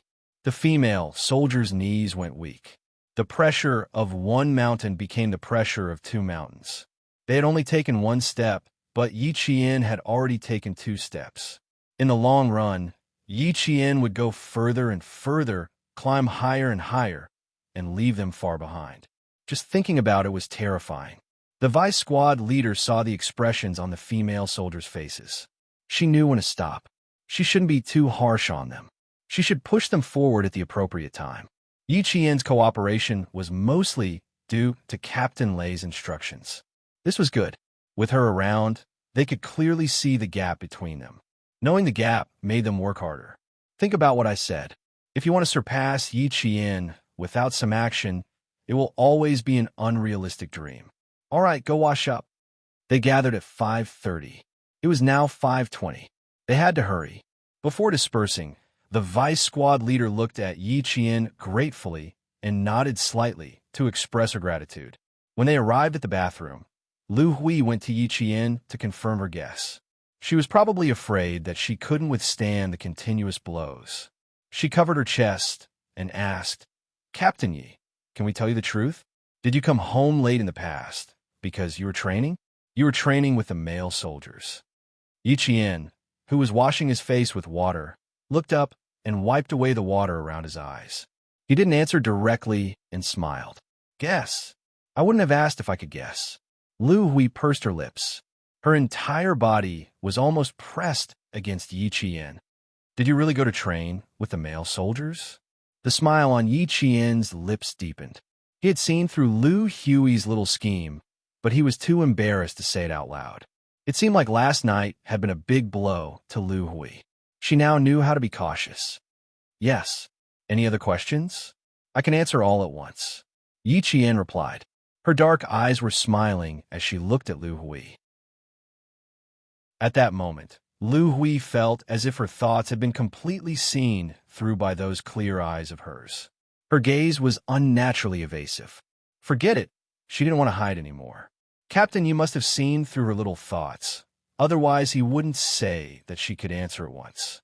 Thinking of this, Lu Hui did not feel embarrassed and asked generously, Is it training for professional skills? The few taps that were running the water simultaneously lowered the volume of the water. Only by lowering the volume of the water could they hear Yi Qian's answer better. That's right. I'm from the Army. I've never been in contact with airborne training. Naturally, I would focus on professional skills training. So, Yi Qian, who had finished washing up, patted Lu Hui's shoulder. Seeing that her expression was becoming more and more stiff, Yi Qian was very satisfied and said slowly, So, you have to be prepared. Prepare for what? Be prepared to be surpassed by her in professional skills training. Chapter 5208. The female soldiers who were secretly eavesdropping looked at each other. Their shoulders were trembling, and they could see the fear in each other's eyes. No way. Could it be that she really only used half a year to catch up and surpass us veterans? Retreat, retreat. I'm afraid I'll faint if I keep listening. Li Xiaoshui nudged Tang Liyin, who was still standing there stupidly. The two of them quickly picked up their basins and left the bathroom, as if there was a beast chasing after them. Fang Xing slowly closed the tap and pursed her lips as she looked at Guo Chui beside her. She lifted her chin slightly, indicating if she wanted to go out with them. Guo Chui nodded, wrung out the towel, and left with Fang Xing. When they left the bathroom, they saw Li Xiaoshui and Tang Liyin standing outside. When they saw them come out, they pointed to the front. The four of them tacitly carried their basins to the corner in front of them to talk for a while. The bathroom was designed in a T shape with 3 rows of taps.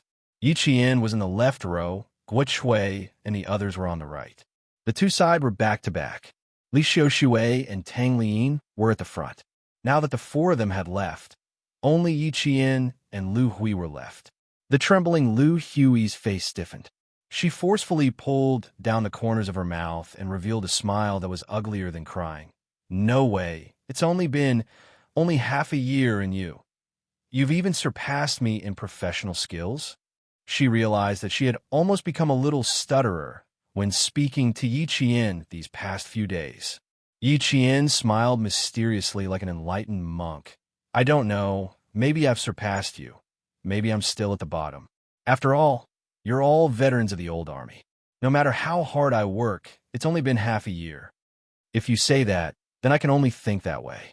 During the professional skills training in the afternoon, I'll definitely watch you more carefully than before. Captain Yi, I won't give in to you just because you're a captain. Lu Hui was not discouraged and was not afraid of being hit. She was still very confident in herself. The vice squad leader, who had finished washing up early, bumped into the squad leader. There were still a few minutes left before the two of them stood in the corner of the corridor to talk. The vice squad leader told the squad leader about Yi Qian's late return from training last night. The squad leader smiled and sighed. Yesterday, I suspected that Yi Qian came back late every night because he was secretly pulling her to train. I wasn't wrong. He really trained every night without fail. I admire her perseverance. He has been in disguise for half a year, and he no longer disguised himself after returning from the exercise. Vice squad leader, what do you think this means? The vice captain did not even think about it. he said in a deep voice. It shows that Captain Ye's technical training has reached the level where there is no need to disguise anymore. Yesterday, when Captain Lei mentioned Captain Yi, his words were full of appreciation. It could be seen from Captain Lei's attitude. Captain Yi is very likely to reach the level of our airborne soldiers in only half a year. The class leader nodded. That's right. There will be technical training today. Whether or not it is, as we have guessed, we will know today. The vice president suddenly laughed. The class leader looked sideways and asked with a smile, "What are you laughing at?" "I'm laughing at the troublesome Lu Hui. I'm afraid she'll suffer another blow today." The class leader couldn't help but laugh when she thought about the bet. That's right, as long as it's a bigger blow than yesterday. Yesterday was the same basic training for the two armies. Captain Yi was better than us, so Lu Hui could accept it. If even Captain Yi surpasses Lu Hui in the technical training of airborne soldiers, I'm really worried that she will be so shocked that she will commit suicide.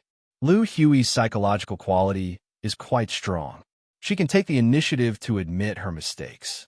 I hope she can maintain a good mentality in today's training. The whistle blew. The squad leader and the vice squad leader did not discuss too much and brought out their respective groups. The vice squad leader saw Guo Chui and the other three running out of the corner of the fire protection corridor with a straight face. The four of them quickly returned to the dormitory and did not see the vice squad leader. Chapter 5209. Lu Hui and Yi Qian heard the whistle and rushed out of the dormitory. They even bumped into Guo Chui and the others. Lu Hui, who thought they had gone down early, asked in surprise, Didn't you come out early? Why are you still carrying the basin?" "We had a chat." Guo Chui, who quickly passed by them, put down the basin and rushed out again. As for what they said, Guo Chui did not say. Lu Hui muttered, "Is it tiring to carry a basin and talk?" She did not ask and followed Yi Qian down the stairs. From today onwards, she would stick close to Yi Qian and not move an inch. She would also follow closely during training at night. It was just that she did not know if Yi Qian would agree to follow her closely. Morning training began. The male soldiers stood at the back and the female soldiers in front. Captain Lei stood at the front. At 5:30 in the morning, the female soldiers began the cruel training they had never experienced before. It was also the beginning of their days of being scolded by Captain Lei. In the morning, they had to run 5 kilometers at a constant speed, plus 300 meters of frog jumps, 100 push-ups, 100 squats with weights, 1 to 5 practice on the horizontal bar, and 1 to 5 practice on the parallel bar. This was the most basic training that had to be completed in the morning. Before this, the female soldiers only ran 5 kilometers at a constant speed, did 300 meters of frog jumps, and did 100 push-ups. There was nothing else. After the first round, a female soldier fell from the horizontal bar. If the male soldiers below did not react quickly and catch her, she would have been injured early in the morning. You don't even have the strength to hold up the horizontal bar. How can I expect you to carry guns on the battlefield? Do you know where the strength comes from? Eat more, train more. You treat yourself like a lady from a respectable family every day, but when it comes to me, there are no problems. As long as you don't die, train for me. Squats with weights? Are you squatting a fur pit? Do you have to squat for so long? Stand up. 300 meters of frog jumps. You're squatting for 300 meters. Where is the leaping ability? You can't even jump without sandbags on your feet. Will you only know how to squat in the future when sandbags are tied? In the first morning of the most basic training, the female soldiers saw how high Captain Lei's training requirements were. It was so high that it was almost harsh. They also saw the scolding skill. At first, they felt awkward being scolded, but later they calmed down. As for Yi Qian, Captain Lei deliberately walked around her a few times and did not find any problems. Even his dark face looked a lot better. The female soldiers were scolded, and the male soldiers were scolded together. There was nothing embarrassing. After breakfast, there were 3 types of combat training: close combat, resistance to being thrown, and barehanded capturing techniques. The female soldiers who were thrown around by the male soldiers felt like they were living in hell. They were thrown around by hugs, thrown by shoulders, and thrown by kicks. They experienced all kinds of throwing methods. Fortunately, everyone had undergone anti-dizziness training. Otherwise, they would have been dizzy from a fall. You, I, you, you, and Captain, seeing the female soldiers being thrown by the male soldiers in various ways. Captain Lay's chest seemed to be stuffed with a bomb. He just needed a little stimulation and it would explode. A sharp whistle blew. It was urgent and ear-piercing. From a whistle, one could feel Captain Lay's mood. It was stormy weather. Everyone stop. His voice was as loud as thunder. Thunder and rain. The hearts of the female soldiers who fell and were covered in dust sank to the bottom. They knew what kind of performance they had just now. Against the male soldiers, they were all like recruits who had just joined the army. They were forced to panic by the male soldiers' fierce moves. It would be strange if Captain Lay was not angry. Chapter 52:10. Captain Lay did not scold the female soldiers this time. He suppressed his anger, took a deep breath, and shouted, "Yi Qian, shout 2, step out." Yes, yes. The two ran from the line to the front and stood still. Female soldiers, watch carefully. Next, the two of them will demonstrate. Watch carefully. After Captain Lay finished speaking, he took a step back. Yi Qian and Xiao Tu were ready. When Captain Lay blew the whistle, the two clenched their fists, and their eyes were fierce like two fierce beasts confronting each other. The demonstration began from close combat fighting, the ability to resist falling, and the three major fighting skills to capture the enemy with bare hands. It was so exciting that the female soldiers could not take their eyes off it. They secretly learned how Yi Qian dealt with Xiao Tu's fierce moves. After the demonstration, Captain Lay's face improved a little. His cold eyes swept across the female soldiers' faces, and the female soldiers trembled with fear. In the past, they thought it was not bad. They took the training arranged by the male instructor seriously, and the two groups would spar with each other from time to time. It felt quite good. Who knew that when they faced the male soldiers, they were no different from tofu dregs? Only then did they realize that what they thought was good was nothing in the hands of the male soldiers. They even wondered if their 2 or 3 years of military service were just passing time. They strictly demanded themselves and worked hard. How could it be so bad in the end? What was the reason? Captain Lay did not continue to reprimand the female soldiers. They still had the foundation. It was a pity that they met the soldiers he trained. The special scouts and airborne troops did not have many skills. They were not worthy of the word special. What is fighting? Fighting is what you just saw. I don't care how you trained before. From today onwards, if your fighting training is still like playing house, I have a way to deal with you. The female soldiers who had seen Captain Lay's strength knew that he was not just casually saying it. He would definitely do it. You're now a member of my special reconnaissance team. You're a special scout. Everything in the past will be reset. From today onwards, you need to be stricter with yourself. You can't take it lightly at any time. Don't deny yourself because of a failure. If they can't even deal with you, what qualifications do they have to stand here? All of you have a very good foundation, and I can see that. However, all of you still have a lot of room for improvement and even more potential. The leaders hope that one day you can become a real Special Force scout. As the captain, I hope that you can integrate into our big team as soon as possible. Together, you will not be inferior to any male soldier. Captain Lay knew how to give a sweet date after a slap. The serious-looking female soldiers listened carefully and remembered every word that Captain Lay said. Yes, they were definitely not inferior to any male soldier. They would definitely do it. Just like Yi Qian, male squad leaders teach the female soldiers well. I want to see their results in half a month. Yes, female soldier class monitor. Here, keep a close eye on the female soldier class and arrange your training time. Give me a surprise half a month later. Can you do it? Yes, the squad leader replied loudly. Then, she would lead the female soldiers to learn from Yi Qian and use the nighttime to strengthen their training. The squad leader was confident. The female soldiers were also confident. Yi Qian was also full of confidence in them. In the following basic subject training, Every female soldier did quite well. There was no distinction between gender on the training ground. Chapter 52:11. At 10 o'clock in the morning, all the basic training ended. It was time for the 8 hours of specialized training, umbrella training. Even the strong male soldiers had to complete 8 hours of umbrella training every day, sometimes even more. The female soldiers had been waiting for the arrival of the specialized training. They couldn't wait to know if the returning Yichien had really surpassed them in everything. After a night of settling down, the female soldiers were not as shocked by Yichien's strong return as yesterday.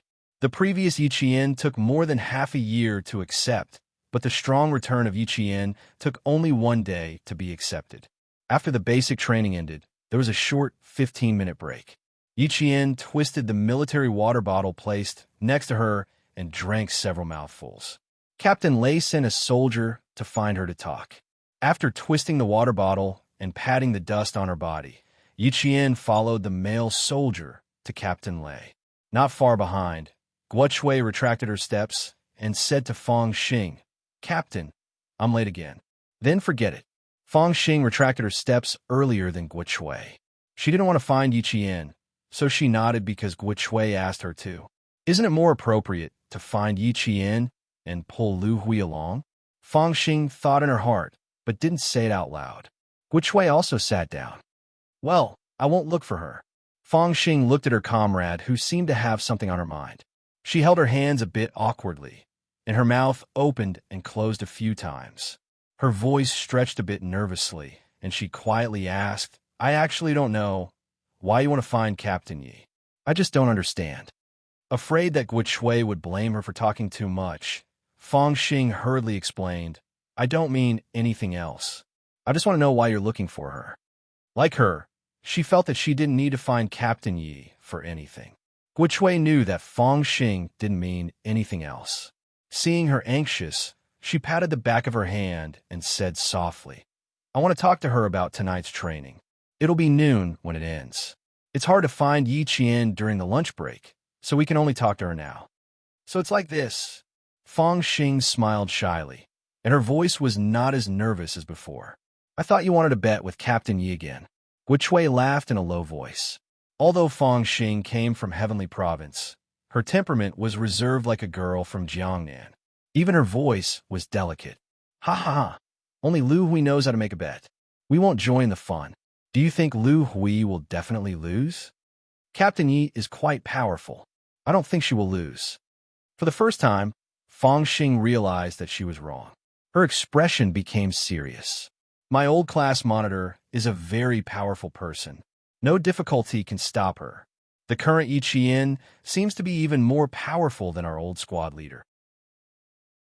Even Fong Xing would say something like this. Guo cast a pitiful look at Lu Hui, who was sitting in front of her and resting. Early in the morning, she, Fong Xing, Li Xiushui, and Tang Liyin went to the fire escape to have a chat. Yichien had personally admitted that she did come back in the middle of the night to train, so it wasn't impossible for her to be better than all the other female soldiers. Only Lu Hui was still hoping for a fluke. The 15-minute break was over. The male and female soldiers regrouped and began the 8-hour parachute training. The female soldiers' gazes unconsciously fell on Yichien. Would Yichien continue to be powerful? They began the off-plane shooting training. As the name implied, they needed to shoot at a target while descending. Chapter 52:12. There were dozens of simulators on the training ground at a height of 10 meters. The male and female soldiers grabbed the ropes and quickly descended vertically from the high simulators. Because they needed to shoot, all the soldiers chose to dive. It depended on who was faster, whose posture was the most accurate, and who could shoot the target first. The shooting was done with pistols, and the target was an object hidden on the ground. It needed to be completed during the descent. Soon, gunshots sounded in the empty training ground. Dozens of figures in Air Force blue camouflage uniforms descended vertically from a height of 10 meters. There were 3 more people before it was Lu Hui's turn. While waiting, she glanced at Yi Jian, who was standing beside her. She saw that Yi Jian had been looking up at the figures landing in front of her.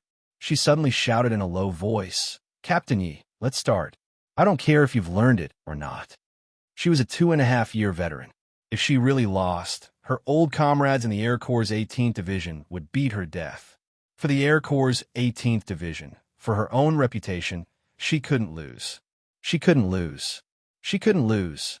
Yi Qian was looking up at the male soldiers who had completed the dive from the 10-meter-high simulators when he suddenly heard Lu Hui's words.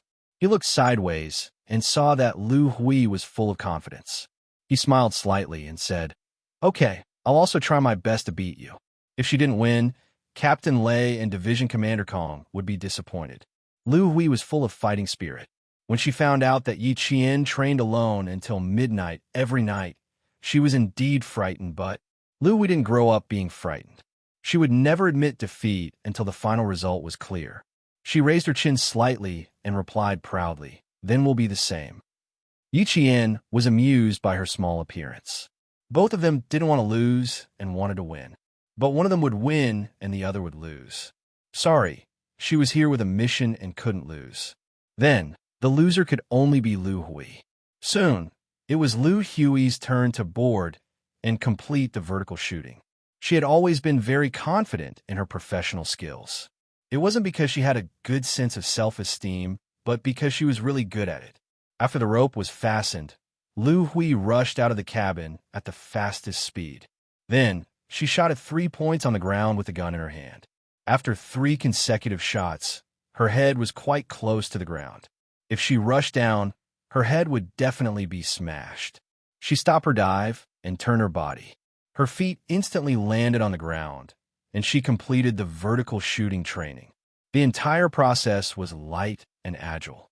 The entire rope was pulled straight, as if it was pulled out of the cabin in a straight line. His feet landed on the ground upside down, and his figure did not sway at all. He quickly released the rope and ran back to wait for the next turn. Lu Hui, who had completed the vertical landing in a standard posture, made the male soldiers secretly praise her in their hearts. Yi Jian and Lu Hui were not in the same simulation plane. When Lu Hui ran back to the line, Yi Jian ran to complete it. When they passed by each other, their eyes met. They saw the confidence in each other's eyes that they could win. Yi Jian already knew how powerful Lu Hui was. However, Lu Hui did not know how strong Yi Jian was. Lu Hui, who returned to the formation, exhaled slightly and adjusted her breathing. Her eyes fell on the figure who was quickly climbing up the 10-meter high simulation plane. Lu Hui wasn't the only one staring at Yi Qian. The female soldiers below, including the ones who ran over to complete the vertical shooting training, couldn't help but look over. Captain Yi had entered the professional skills training. Had he surpassed them? Chapter 52:13. Soon, Yi Qian entered the simulation plane. Captain Lei pulled the lock and asked with a smile, "How is it? Do you have the confidence to beat them?" Lu Hui's descent just now was not bad. The soldiers from the 18th Air Division are indeed good. Yi Qian took the lock and completely lowered the protective measures. He then adjusted the belt to the appropriate position and replied indifferently, "If I didn't have the confidence, I wouldn't have shown my hand so early. Since I showed my hand, I naturally had to kill until the end." She still wanted to return to the Snowfield Brigade as soon as possible. How could she allow herself to lose? Ha ha, confident enough. Division Commander Kong and I are waiting for you to kill until the end. Are you ready? Captain Lei tightened the lock on Yi Qian's body and carefully checked if it was fastened firmly. Yi Qian, who opened his hands for the final inspection, replied loudly, "Report ready." The figure appeared at the door of the cabin. He leaned over and did a handstand. Then, with a whoosh, his whole body vertically descended. It was fast and stable. One could tell at a glance that his skill was excellent. The female soldiers' eyes widened. Then, they all looked at Lu Hui. The same thought flashed through their minds. Lu Hui is going to lose. Lu Hui rubbed her chest and sighed her closest comrades. "Don't look at me. I know what you're thinking. This is just the beginning. There's still training to come. I won't admit defeat until the last second." Their eyes all had the same meaning. They were all sure that she would lose. His feelings I was not good, not good, not good. Bang, bang, bang. 3 consecutive shots were fired at the ground target. The first round of vertical shooting training ended. He turned over and landed firmly on the ground. He pulled out the rope and returned to the formation. Guo Chui felt that her breathing gradually slowed down as Yi Qian ran. Captain Yi was not only better than them in basic training, but also in professional skills training. Everything had just begun. There were more surprises waiting for them. She whispered to Fang Xing, "Let's be mentally prepared. There will be more surprises waiting for us." Fang Xing did not answer. Her eyes were bright as she stared at the running figure. Her hands were unconsciously clenched. The old squad leader said that as long as others could do it, she could do it as long as she worked hard. Captain Yi transferred from the Army to the Air Force in only half a year. Even his professional skills were more than 2 years ahead of them. If they worked as hard as Captain Yi, would they also become more powerful? The squad leader and assistant squad leader had already guessed that Yi Qian, who was no longer pretending, would surpass the female soldiers in technical training. The two of them were already mentally prepared before the training began, so they were much calmer now. However, even though the two of them were mentally prepared, they were still shocked by the various specialized technical training that followed. This was because no matter which type of training it was, Yi Qian could easily control it. Not to mention the individual combat training, there was no one in the female soldier class who could surpass her. When it came to tactical training, they needed to work together. The rapport between her and the male soldiers was as if they had been tempered thousands of times. There was not a trace of unfamiliarity at all. It was impossible to tell that she had transferred from the Army to the Air Force. At night, she recited all kinds of special treatment methods. She spoke so fluently that it was as if there was a book in front of her. She read and read without any pause in between. For 3 consecutive days, Yi Qian led by a wide margin with the highest score in the class.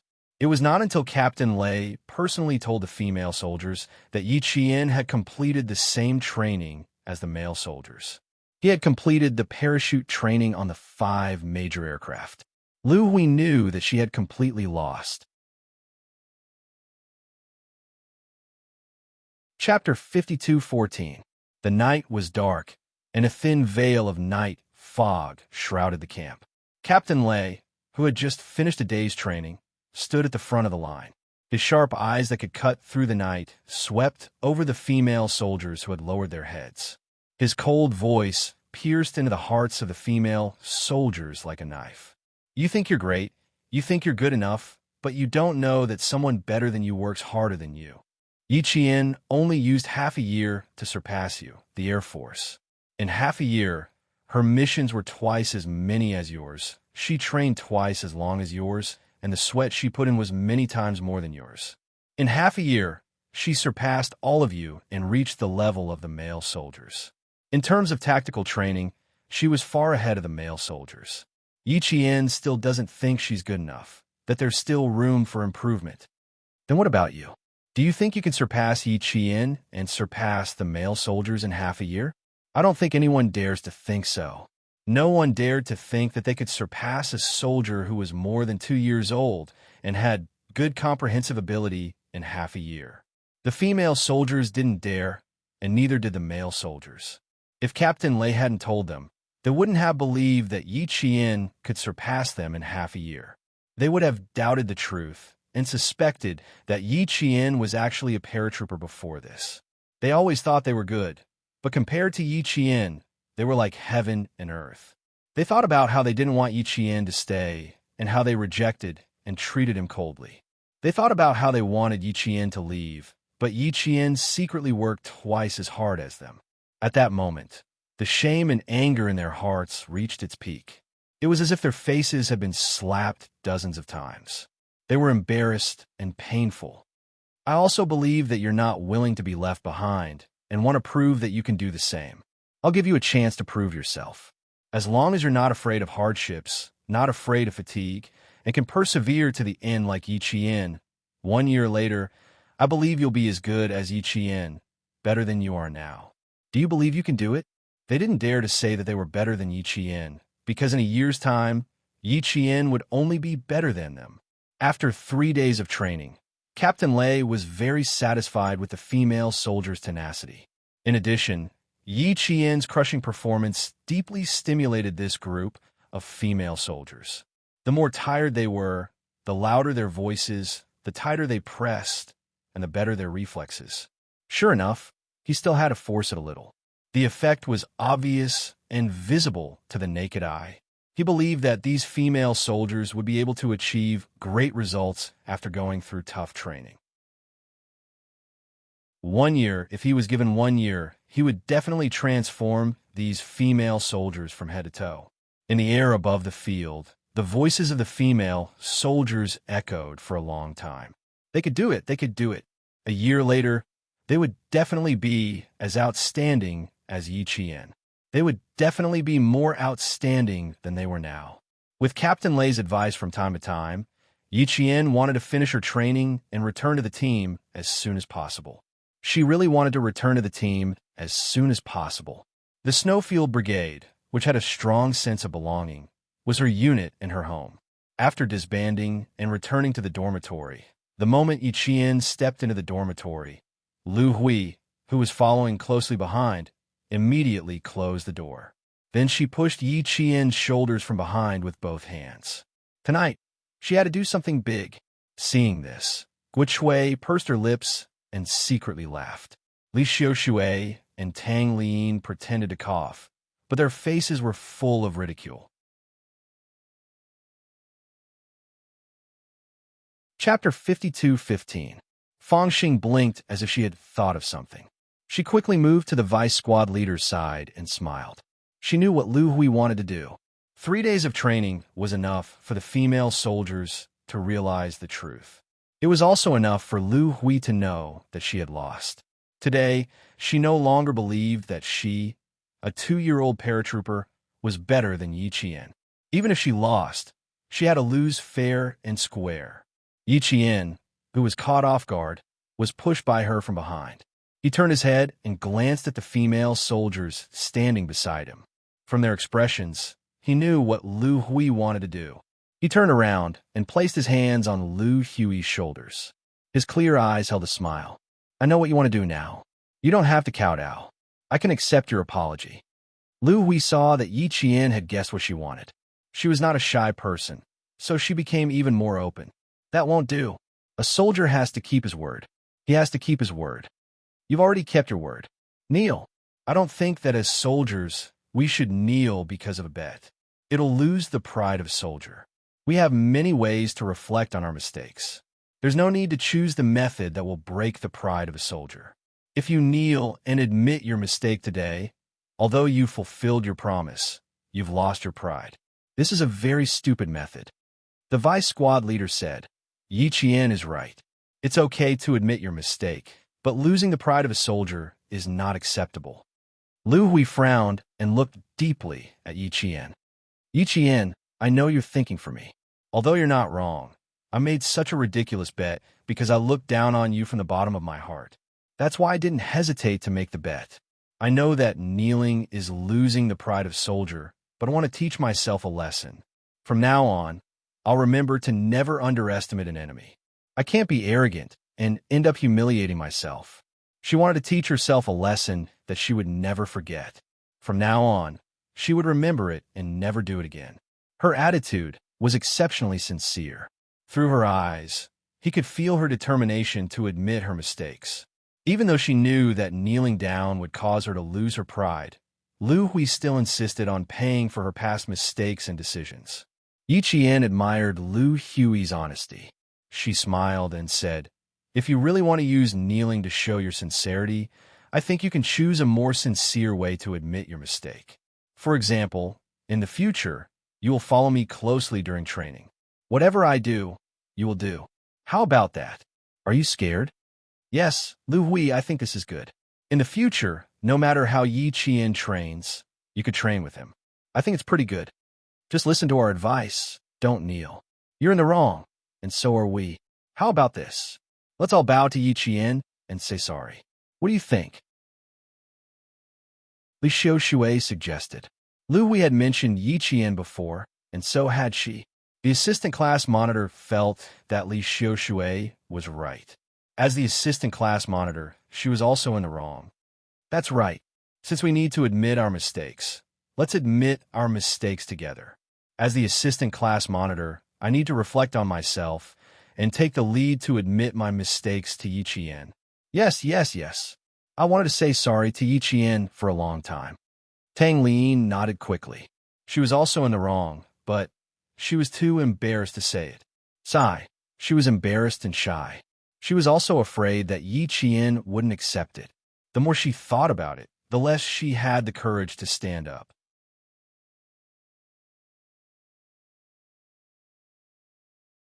Chapter 52:16. In the end, all the female soldiers in the dormitory were led by the vice squad leader to apologize to Yi Qian. Yi Qian, who had always thought that she was partly to blame, first accepted the female soldiers' sorry and then bowed deeply to them in apology. Because in the past, she had done it on purpose. She was also in the wrong. As she bowed to apologize, a few female soldiers rushed over to help Yi Qian up, afraid that her waist would bend all the way to the ground. Lu Hui even said, Don't. You have to bow to us and apologize. I'm so nervous. Also, isn't the curve of your waist a little too big? Why does it feel like it's bigger than ours? My head is about to hit the ground. I'm so nervous that I want to bow to you again. In the end, it became a competition to see whose waist is softer and whose forehead can hit the ground first. Yi Qian suddenly teased. After being stunned for a moment, the female soldiers couldn't help but laugh. Captain Yi from the army, they really like her now. The previous Yi Qian. Well, they still didn't like it. Li Xiaoshui sighed. It's like a dream. It's like stepping on cotton. It's too unreal. Yi Qian, you won't suddenly change back, right? To be honest, if you change back to the previous Yi Qian, even if you're a captain, I still won't like it. This sigh was unanimously approved by everyone. The vice squad leader's face was even tense, afraid that Yi Qian would change back to the previous Yi Qian in the next second. Yi Qian felt a little sorry for them. How much psychological trauma did her previous self leave on them? She said very seriously, You don't like the previous Yi Qian? Actually, I also hated the previous Yi Qian. Otherwise, I wouldn't have put in so much effort into training. I just hope that one day I won't be the person that I hate. The female soldiers all laughed softly. The atmosphere was harmonious and friendly, and there was no longer the coldness of the past. The sentry blew the whistle, and the female soldiers who had been training for the day went to bed. The sun had not risen the next day, and the horizon had just turned white. A new day of training was about to begin. Today's training was always the easiest. Today's training would always be the easiest. Tomorrow's training would start in sweat. Deep in the night, the sentries stood guard with guns until dawn. It was already late at night in the southwest of our country. The wilderness was silent, and everything was dormant. On the other side of the world, until 1997, when all the factions were disarmed and reorganized into political parties, civil strife had already spread throughout the country. In 1997, a government was formed. In 1999, civil strife broke out again. By the end of 2003, the government controlled less than a third of the country. In the autumn of 2005, the civil strife in Libya plunged the citizens into deep trouble. Our country sent peacekeepers to Libya to stop the conflict and restore peace. Xia Jinyuan arrived in Libya at the end of July this year, accompanied by 7 members of the Snowfield Brigade. If there were no accidents, they could return to China at the end of November. It was 11:30 p.m. in China and 4 p.m. in Gadaga, Libya's largest city. A bulletproof armored military vehicle drove through the streets that were almost completely destroyed on both sides. It headed south of the city. Behind the armored vehicle, a group of dark-skinned Libyan children chased after it, shouting something incomprehensible. A few reporters from an unknown country came out of the ruins carrying camera equipment. When they saw the group of children chasing after the armored military vehicle, a male reporter held a bunch of candy in his hand. He said, "Hey, to the children and stretched out his palm. Under the sunlight, the colorful candy wrapper in his palm looked particularly beautiful. Chapter 52:17. The children who were chasing after the vehicle shouted and ran towards the male reporter.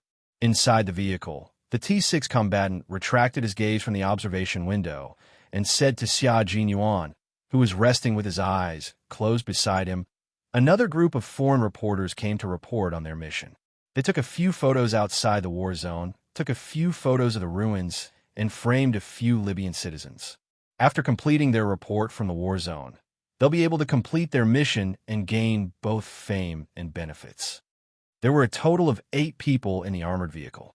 The driver was Bai He, who was proficient in 6 languages, including the smaller languages of a large ethnic group like Libya. He looked outside and said calmly, "It's all for the sake of completing their mission. Do you expect them to risk their lives? Don't be so cynical. You're already a married man, so why are you still so immature? You're still acting like a hothead and will be despised for being immature." On May 1st of this year, T6 combatant Wu Yu and Njiesin held their wedding. The Snowfield Brigade sent 3 representatives to attend, including Bai He. The T6 combatant, who was holding a gun, raised his long leg and kicked the back of the driver's seat. "Shut up. My relationship with my wife is very good. She likes my type. What's the matter? Are you jealous? You're really blind. I've been jealous since your wedding. Did you only realize it now?" Bai He replied with a cold expression. Even his voice was a few degrees colder. The temperature outside was 36 to 37 degrees, but the temperature inside the vehicle was rapidly dropping. The T6 combatant laughed until his delicate baby face was full of pride. "I want you to be jealous. It can't be helped. I'm someone with a wife. How would a bachelor like you know how good it is to have a wife? I don't mind if you're jealous. Just you wait. I'll definitely find you a prettier sister-in-law later." Bai He, who was born into a scholarly family in Jiangnan and had a gentle temperament, replied angrily. The T6 combatant laughed even more sneakily. "I don't care about a prettier sister-in-law. Besides, it's still a question whether you'll be able to find one." He hit the nail on the head and pointed out the crux of the problem. Bai He looked at the captain, who was sitting next to him with a helmet covering his face. "Q King, at least say something. The T6 combatant is stabbing us bachelors in the hearts again." The sun was shining brightly outside, and it was stuffy and hot inside the armored vehicle. Xia Jinyuan, who was sitting in the front, took off the blue helmet covering his face, revealing an extremely handsome face. Xia Jinyuan, and...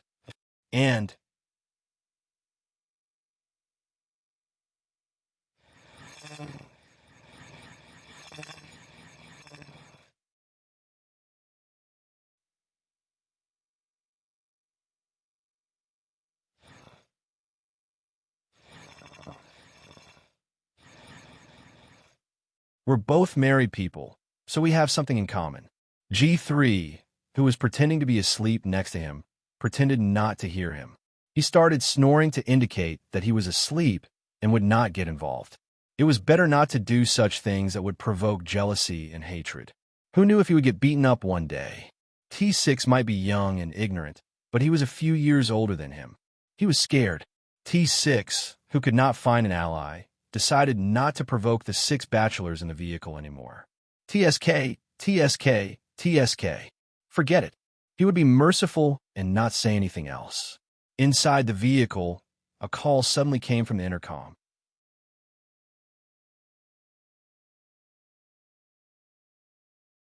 Chapter 52:18. It was not a good thing to call from the main station here.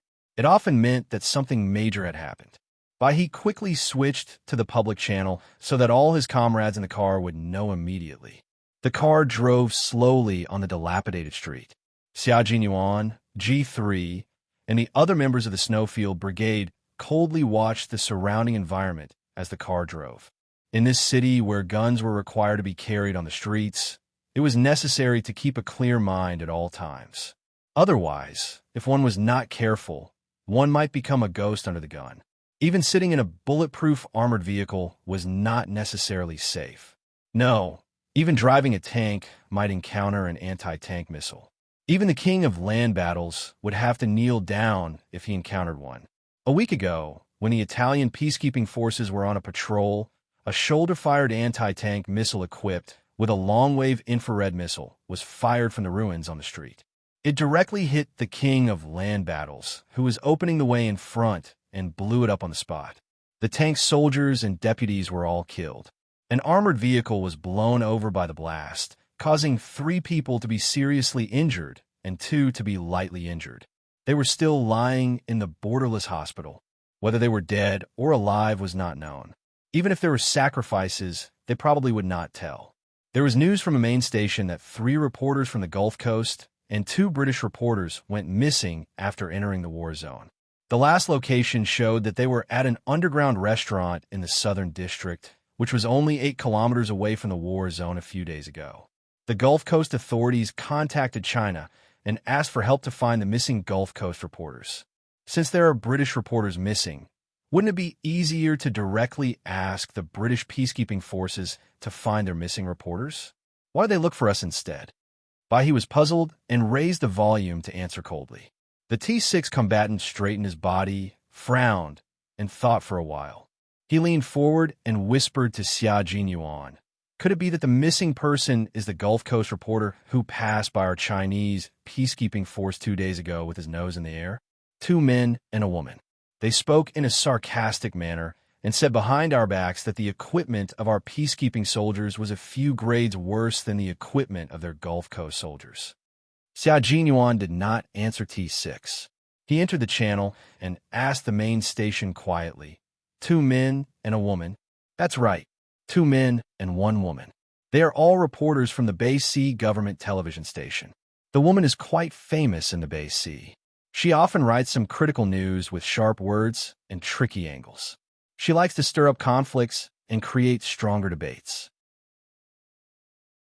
With the focus on the female reporter, it could be seen that she was the main character of the 3. Xia Jinyuan stretched his long legs lazily, like a sleeping lion that had eaten its fill in the afternoon. Did they say anything else?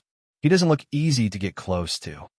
As for the subtext, the people at the front desk understood. The comrades in the car also understood. Who was he referring to when he said that it was not easy to get close to? Everyone was well aware. Her words were sharp, her angles were tricky, and she liked to provoke conflicts. I'm afraid that the negative news in the country would directly cause a qualitative leap when it reached her. He really didn't want to look for such a female reporter. The TV station was quite understanding. If it were them, they would not be happy either. However, they had no choice. The higher-ups had ordered them to go to the Southern District to find the 3 Gulf Coast reporters. After cutting off the communication, the gloomy Bahi was no longer in the mood to drive. What should I do? To save or not to save? The 6 Snowfield Brigade members in the car all looked at Xia Jinyuan. K7 silently reloaded the magazine. To save or not to save? Could he refuse? He couldn't. Xia Jinyuan took out a piece of chewing gum from his pocket and popped it into his mouth. He looked back at his comrades who had gone through life and death with him. I thought about refusing, but it's obvious that I can't refuse. Let's go and take a look first. The British side has already sent troops over to meet up with them.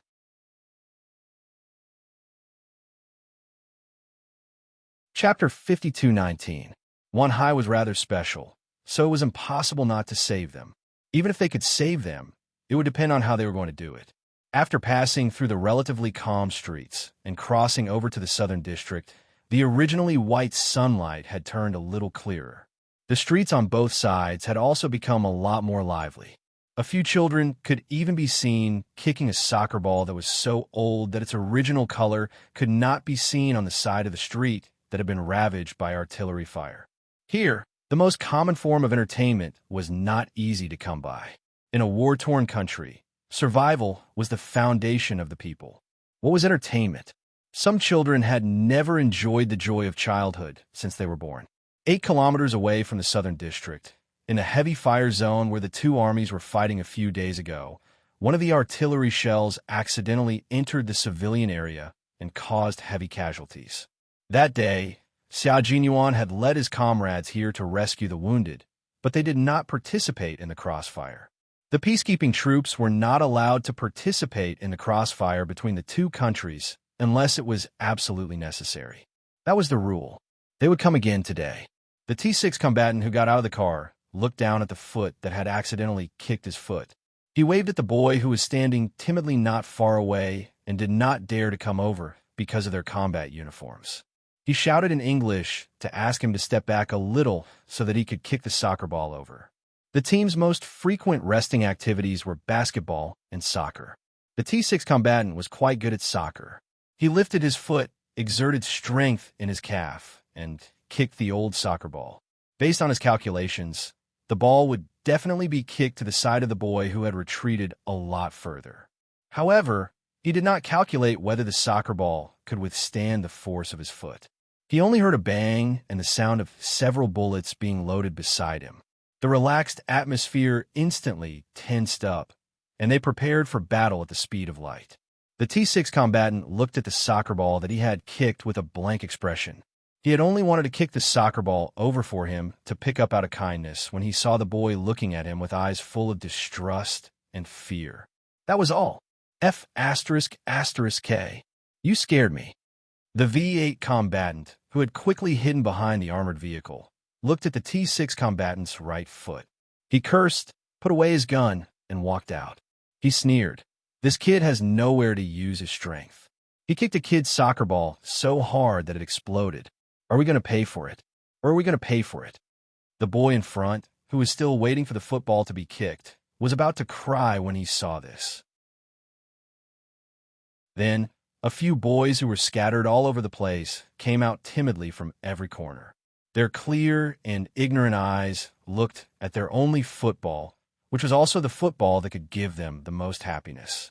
Seeing that the round and round football had been kicked through at this moment and was still hanging on the foot of a soldier from an unknown country, everyone showed a sad expression. They played football for a few years. They were afraid that it would break, so they only played football for a while each time. That was it.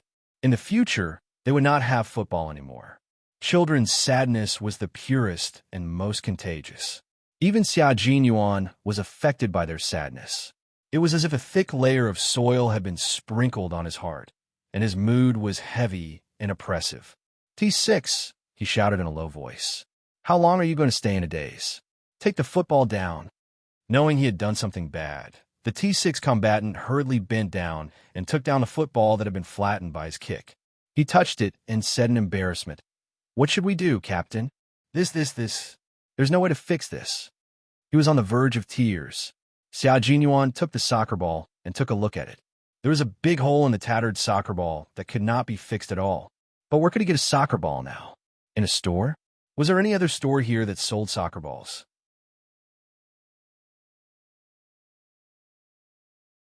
Chapter 52:20. He raised his foot and kicked the T6 combatant's foot cover. Why don't you take a look at what shoes you're wearing? You're wearing combat boots to play football. Why don't you twist your head off and use it as a football? The boy standing in front walked over step by step. Finally, he stood 2 to 3 meters away from the armored vehicle and spoke in a language of the Bassa tribe. Can you give me the football? We only have one football. Don't take it away, okay? Xia Jinyuan and the T6 combatant did not understand, but he could. He translated the boy's words, and several of the Snowfield Brigade's Special Forces soldiers felt their hearts ache. Even though they had been through hundreds of battles, crossed the line between life and death countless times, and witnessed countless casualties, when they heard the boy say, Don't take it away, okay? No matter how tough their hearts were, they still cracked. Xia Jinyuan solemnly held the completely unplayable football with both hands and walked to the boy's side. He, who could act as an interpreter, followed behind him. I'm very sorry that we broke your football. Give me 3 days, and I'll definitely find a way to compensate you with a brand new football. He translated at the same time and told the little boy. After that, he added, Don't be afraid, we're Chinese peacekeeping soldiers. We'll never hurt you. The boy carefully took the football. When he saw the big hole in the football, the sadness on his tanned face made Xia Jinyuan feel guilty. We'll definitely compensate you with a new football. Please wait for me here in 3 days, okay? Perhaps it was because he could speak the language of their tribe, but the boy, whose eyes were full of fear, replied softly, "No, no, thank you. I can ask my mother to fill in some fabric and sew it back together. It could still play football." If this was China, it wouldn't matter if the football was broken. If it was broken, they could just replace it with a new one. Were there no footballs for sale? Supermarkets, stationery stores, wholesale markets. There were footballs for sale everywhere, so it wasn't considered precious at all. However, in the eyes of the Libyan boy, the football in his hands was the most precious thing. Even if it was broken, he would find a way to use it again. Without giving Xia Jinyuan another chance to speak, he ran away with the football in his arms, waving and cheering loudly as he ran. It didn't matter if the football was broken, as long as it was returned to them. The scattered children all ran over to surround the boy. The boy, who got the football back, was like a returning hero who accepted the praise of his friends. The T6 combatant smacked his head hard. "Q King, I'll definitely find a brand new football to compensate them. We'll compensate them in 3 days." Xia Jinyuan glanced at the remorseful T6 player and said coldly, "Let's settle the matter with the Bay Sea reporters first, then we'll look for the football." "Understood." The T6 combatant nodded. They boarded the armored vehicle and continued forward until they reached a street where there was a huge bomb. At the corner of the street, the British peacekeepers were on guard with their guns. There was not a single Libyan citizen nearby. Seeing the Chinese peacekeepers jump down from the armored vehicle, a British peacekeeper trotted over. The person who met Xia Jinyuan was Major David from the British side. He was well equipped, and those who didn't know him would think that he was about to go to the battlefield. When he saw Xia Jinyuan, he reached out his hand and said warmly, "Hello, Chinese soldier. It's a pleasure to meet you." "Hello, Major David. It's a pleasure to meet you." Xia Jinyuan shook his hand. "I heard that you already have some information. Can you tell us now? After all, the sooner we act, the sooner we can rescue the missing reporters." The sooner they rescued the Bay Sea reporters, the sooner they could find a new football to compensate the group of children. Major David was very happy. "Of course, I can tell you all the clues we know. Our goals are the same, so I hope we can have a pleasant cooperation." The British soldiers were very efficient this time. Major David said to a soldier beside him, "Please give me a pen and paper first. I need to draw a rough picture of the situation inside for you." The last sentence was said to the Chinese soldier. The British soldier still had to run back to get the pen and paper. K7 quickly took out the pen and paper from the armored vehicle and handed them to Major David. "Oh, thank you. You're really well prepared." Major David smiled as he took the pen and paper. Soon, he drew a picture of a building and the interior of the building. When Xia Jinyuan saw it, his eyes darkened slightly. "Why does this look like a base that has been used for special purposes?" "This is a nightclub specially for soldiers to have fun. The 6 reporters went missing here. The entire nightclub only has one entrance and exit, which is the door you see in front of you. This is a double-opening electronic iron door. Once there is an emergency situation, the management of the nightclub will immediately inform his staff to close the door. After entering the gate, there is a nearly 50-meter walkway. There are nightclub staff on both sides of the walkway. Usually, there are about 10 people guarding the walkway. After the walkway, there is a disco. There are all kinds of people there. The nightclub hired thugs and staff are also there." Major David described it in detail. It seemed that he had been there many times. Xia Jinyuan glanced at him, and Major David also looked over. Then, he explained with a smile, "You know that we are under a lot of pressure. Occasionally, we need some entertainment to relax ourselves. I think that as men, you should understand." "I understand." Xia Jinyuan nodded with a smile, indicating that he understood but did not approve. It was obvious that Xia Jinyuan did not sound sincere. In order to save his image, Major David had to explain again. "Of course, when we went there, we all wore loose clothes so that the girls wouldn't recognize us." Xia Jinyuan raised his eyebrows. "Well, I believe that you will hide your identities well. So what's next? Are there any other clues?" "Yes, of course. Next, there are more important clues." Major David felt that no matter how much he explained, the Chinese soldiers would not be interested. He shrugged and continued. "This is a larger disco. After passing through the disco, there's a bar counter. Behind the bar counter, there are two doors. One leads to the restaurant area of the bar counter, and the other is a secret door that provides some special services. Speaking of this, Major David raised his head and looked at Xia Jinyuan again. Should he also explain what special service was? This group of Chinese soldiers. It seems that they have never been to the largest nightclub in the Southern District for fun. Could it be that they have never needed to satisfy a man's physical needs? Xia Jinyuan saw him pause and looked up. His handsome face was painted with foam, and he looked a little puzzled. What? Is there a problem here? He did not need to explain. Oh no, I just want to tell you that behind the bar counter is a wall. We have always suspected that there are weapons hidden in the wall. Major David, who did not want to explain too much, heaved a sigh of relief and quickly returned to the main topic. Because I found 3 surveillance cameras here. In addition to the bartender, there are 2 people guarding the bar counter from time to time. Except for those who need to provide service, they can enter the secret door behind the bar counter. Those who just want to drink and relax can't enter.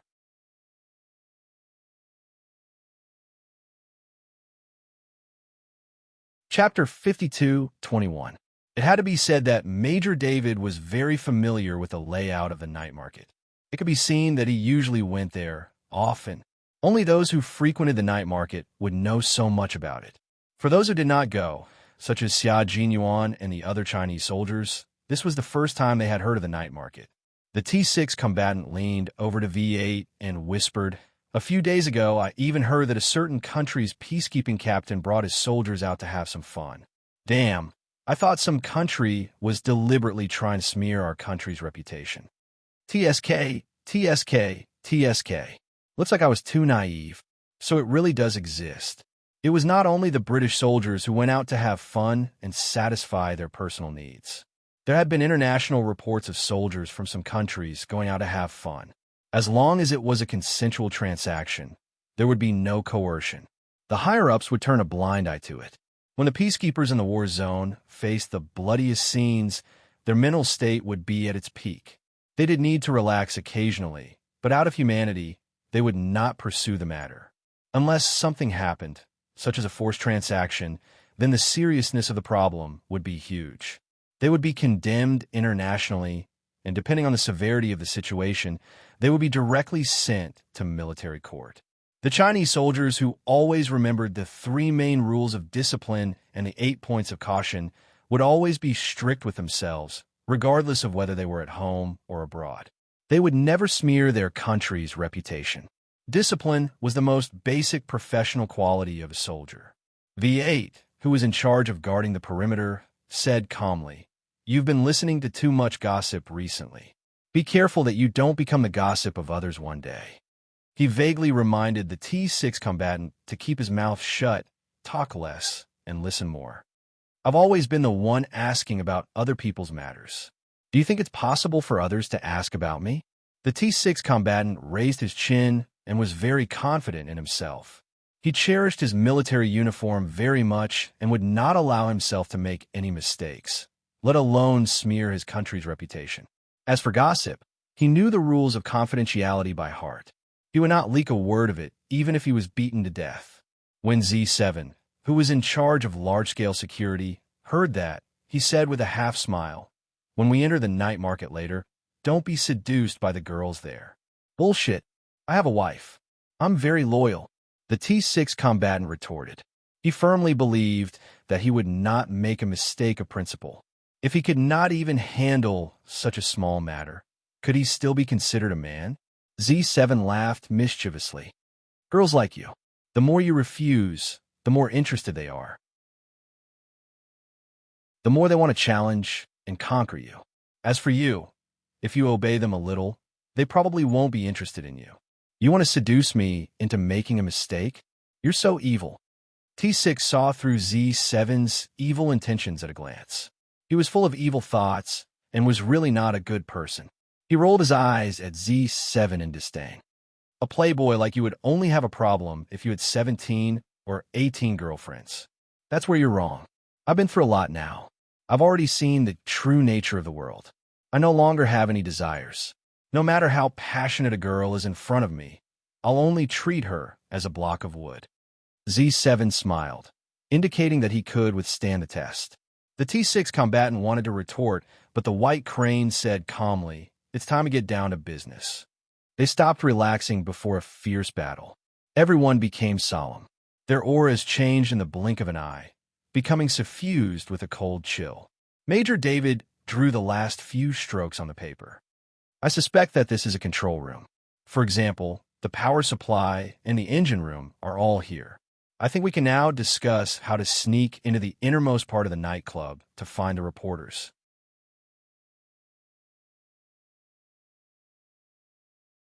Chapter 52-22. Xia Jinyuan took the floor plan that had been drawn. Major David's drawing skills were very good, and the entire floor plan was very clear. He had even drawn out the possible exits and confirmed exits. Well, Major David, who usually went to the nightclub, was really helpful this time. After some arrangements, both sides confirmed their positions. 15 minutes later, Xia Jinyuan took the floor plan and returned to his comrades to arrange the next battle plan for the Chinese side. They were divided into two battle plans, A and B. A was to confirm that the missing Gulf Coast reporters were indeed at the nightclub. B was to confirm that the missing Gulf Coast reporters were not at the nightclub. There are about 12 visible surveillance cameras in the nightclub. There are 2 hidden cameras at the bar counter. After entering through the hidden secret door, there will also be cameras. They will be responsible for destroying the computer room. After confirming that there are no mistakes, 2 of our team members and 2 of their team members will enter the secret door first. At this point, Xia Jinyuan paused slightly and reminded the 2 team members who entered the secret door. After entering the secret door, you might see something similar to a married couple. Don't be scared like a country bumpkin. Married couple. Married couple. T6 held back his laughter. Wasn't it just that? How elegant of him to say it. Xia Jinyuan glanced at him, and his gaze fell on Z7 and G3. He continued, Z7 and G3 will enter the secret door in pairs. V8 will keep an eye on the computer room. They will send 2 people into the computer room to destroy all the equipment. It would be more appropriate to arrange for a guy who was married at a young age to enter the secret door. By T6, find a high point and keep an eye on the surroundings. Once you find something wrong, inform us immediately and create chaos. K7 and I will hide in the dark and provide support at any time. Major David's soldiers are waiting outside in the car. Once Plan A is implemented and the 6 reporters are rescued, they will immediately retreat with the reporters. We will cooperate with the soldiers who entered the nightclub with them to retreat and create chaos. Do you all understand? Understood.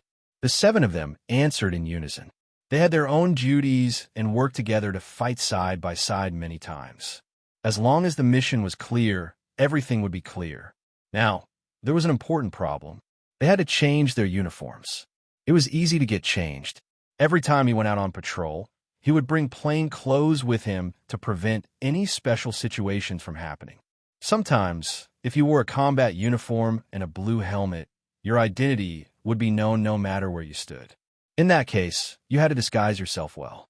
For example, he had to disguise himself when he entered the nightclub at night. This was a special nightclub. Few people came and went from Libya. Most of them were foreigners, and there were even some Asians. Major David led a few soldiers into the nightclub and started playing. The nightclub wasn't big, and there weren't many people. They sat around these simple wooden tables in 2s and 3s and ordered a few beers to relax. Even a simple relaxation like this was hard to come by in the war-torn zone. It was like a different world compared to the outside world. Outside, the flames of war were everywhere, and people had no way to make a living. Here, at least there was a glass of beer to drink. Even if the price was sky high, people would still be willing to drink it. There was no red light, nor was there any noisy DJ music that filled every corner. There was only a 15 or 16-year-old Libyan girl standing in the center of the nightclub, playing a broken violin. It could be seen that before the war broke out, this little girl was from a well-off family. Her parents had money to spare for her to learn musical instruments.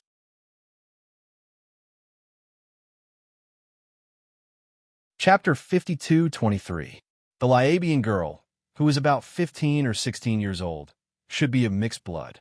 Her typical dark skin tone was slightly yellow. She did not look like a pure Liabian at first glance. Even her eyes were green, very beautiful and big. Xia Jinyuan glanced at her and glanced at the shabby violin in her hand. She played well, but the strings were not tuned properly, so the sound quality was a bit off. A group of Liabians sat cross-legged in the corner of the mottled wall, waiting for customers to choose from. They did not dare to take the initiative to greet them. This was the rule. Whoever dared to break the rule would disappear the next day, never to return to the nightclub where they could survive. The bar was also very simple. It was made of cement and surrounded by a circle of cheap plastic-colored lights. Xia Jinyuan walked to the bar, glanced at the liquor cabinet, and ordered 2 cans of expensive beer. On the other side, a few Liabian boys were dancing their folk dance. It was passionate, bold, and full of joy. Applause and whistles rang out. Someone threw the money directly to the ground. A slightly older Libyan boy hurriedly picked it up and grabbed it tightly.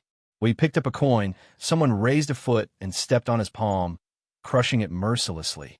It was very painful, but the boy looked up with a bright smile on his face. He kept saying "thank you" to the foreign man who deliberately stepped on his hand. It was only a 5-cent coin, and his income was only $1 per night. $5 was very important to him.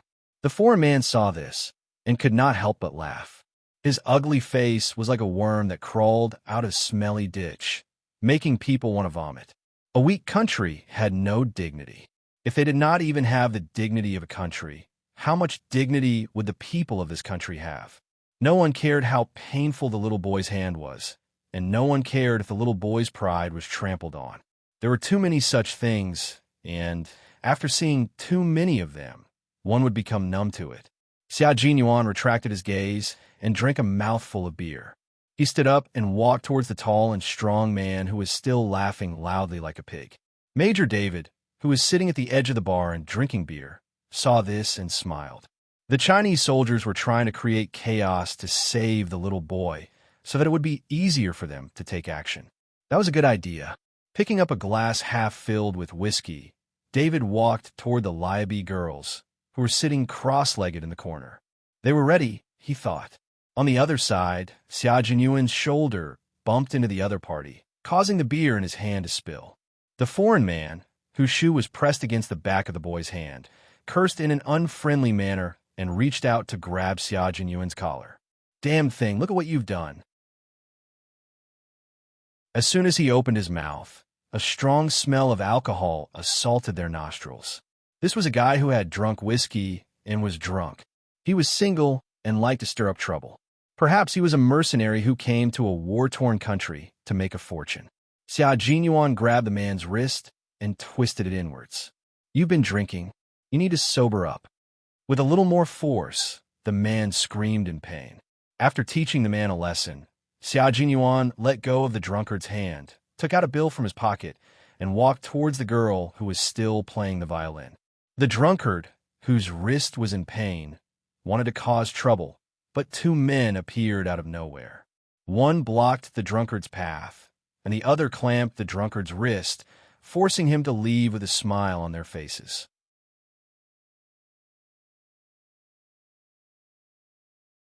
Chapter 52-24. Just as Xia Jinyuan was about to approach the little girl, the lights suddenly went out. Suddenly, there were a lot of click-click sounds of guns being loaded. After about 5 seconds, the lights came back on, and everything went back to normal. Xia Jinyuan handed the money in his hand to the girl and received a deep bow from her. He smiled, drank a mouthful of beer, and returned to the bar counter. A few seconds after the lights went off, a few unfamiliar faces in the nightclub seemed to have left. No one cared whether they had left or not. Everyone was talking about their own things. If they had an idea, they would go to the corner and pull a girl they liked into the secret door. "Q King, the surveillance cameras have been destroyed." "Okay." Xia Jinyuan, who was walking through the crowd, replied and saw David leading a Liabian girl towards the secret door at the bar counter. Z7 and G3, who were in charge of entering the secret door to look for the missing reporters, were nowhere to be seen. In just a few seconds, They had already sneaked in through the secret door. The girl who played the violin had finished her song. She bowed again and again to express her gratitude. Then she picked up the money thrown to her around. The amount varied, but she was very happy. Xia Jinyuan's gaze swept over the violin she was carefully holding in her hands.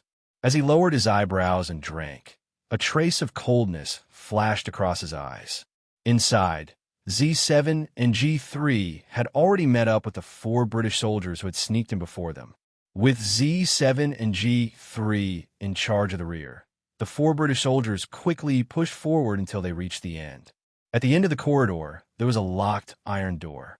The British soldiers quickly put on a silencer for their guns and planned to use bullets to break the lock. This was a closed corridor.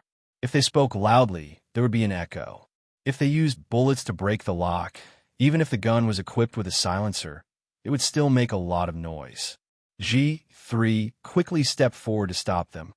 We can explain in a better way. Picking locks was not a problem for G3. 5 minutes later, Major David, who was purely chatting this time, suddenly had a flash of joy in his eyes. He sat up on the bed that was only covered with a few wooden planks and a bedsheet. They had found the missing reporters.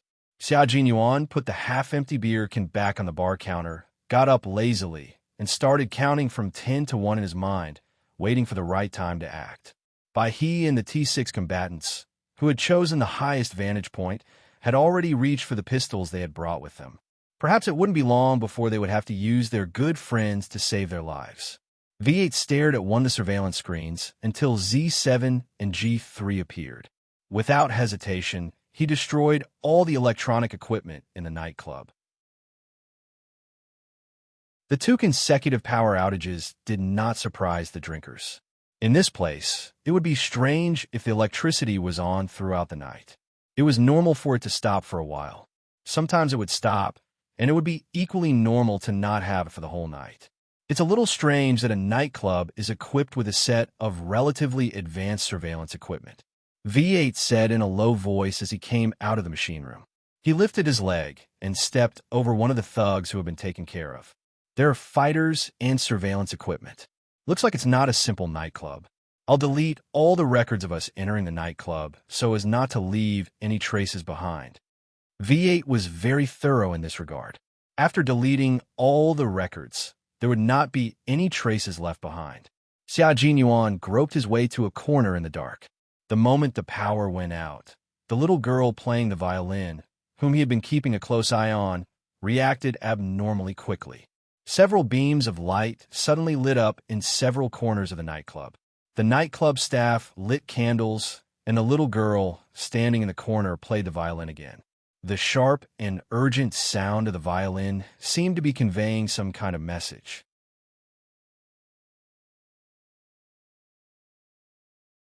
Chapter 52:25. The sound of the violin was too sharp and made people feel uncomfortable. It was as if something was pressing down on their hearts and could make them collapse at any time.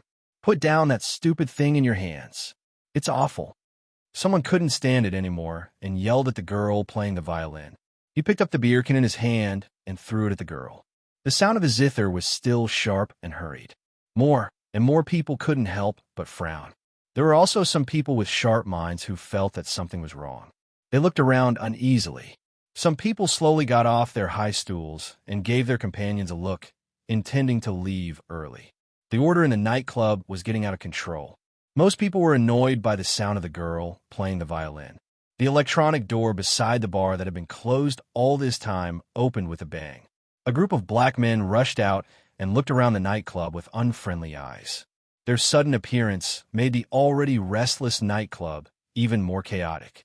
In the corner, someone fired 3 shots at the ceiling, and the atmosphere in the nightclub suddenly became tense. Some people were so shocked that the beer can in their hands fell to the ground and unfinished beer flowed out. However, they weren't too afraid. It was normal to hear gunshots here. The only abnormal thing was that something seemed to be happening in the only place where people could drink tonight. The bright candles went out, and countless flashlights lit up the nightclub as if it was daytime. The girl playing the violin put down her violin and looked at the nightclub with a gloomy and cold gaze.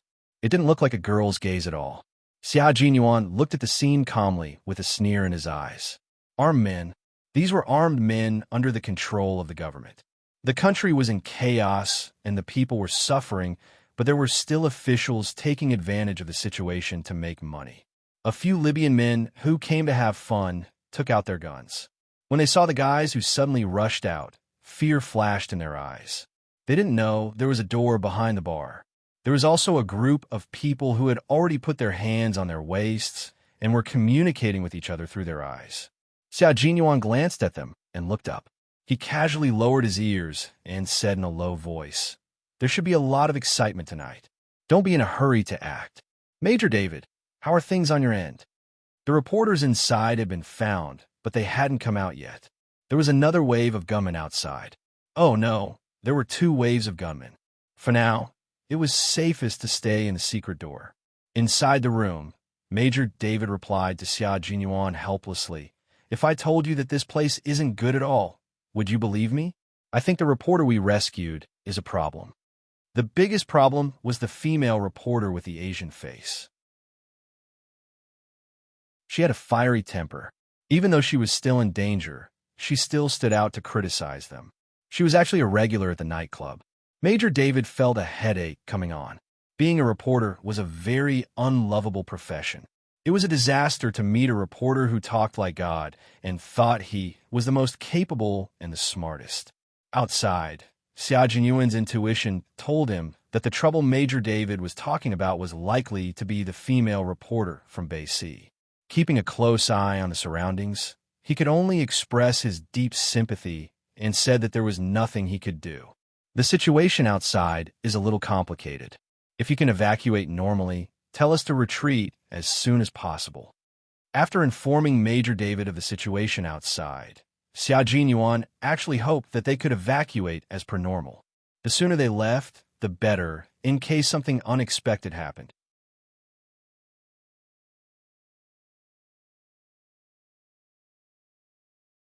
Chapter 52:26. Major David felt that retreating immediately was the right choice.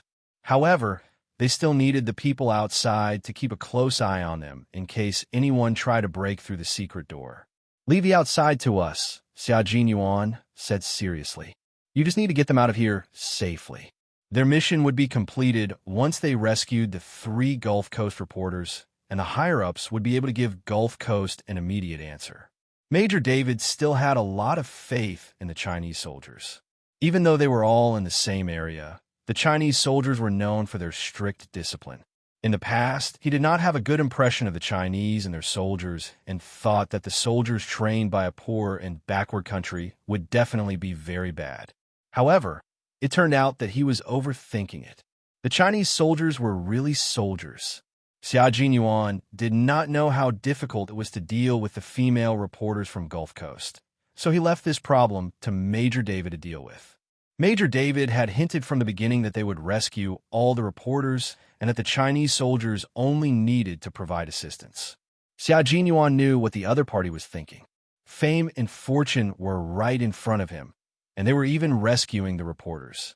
If Major David wanted to perform well, then he would let him perform well. The Special Forces of the Snowfield Brigade, who usually did not like to be in the limelight, were more than happy to do so. After cutting off the communication, Xia Jinyuan and the men who were truly confused and had only come out to drink to relieve stress squeezed together. Bai He and the T6 soldiers also moved closer to Xia Jinyuan. A few of the disguised British soldiers kept a close eye on the secret door behind the bar counter. Once the armed men tried to enter through the secret door, they would have to take action. A Libyan man strode up to the little girl who was playing the violin. He lowered his head and asked a few questions. The little girl's cold eyes swept across the nightclub as she answered his questions. The man who was listening to her had a serious expression on his face. Occasionally, he would raise his eyes and look around with a murderous look in his eyes. "Damn it! What the hell is going on?" A slightly drunk Libyan man shouted and staggered towards the light that was piercing his eyes. "Damn it, turn off the things in your hands. My eyes are very uncomfortable. They're very uncomfortable." Xia Jinyuan looked at the other party's muscular arms and then looked at the other party's eyes. His cold black eyes could not help but narrow slightly. He was pretending to be drunk. He had only taken a few steps when someone pointed a rifle at the drunkard's chest. "Sir, there's a problem. We need your cooperation. Please stand or sit down." "What's wrong? Why do you need my cooperation? This is just a place to drink." "Are you here to drink?" The drunkard seemed to be very drunk.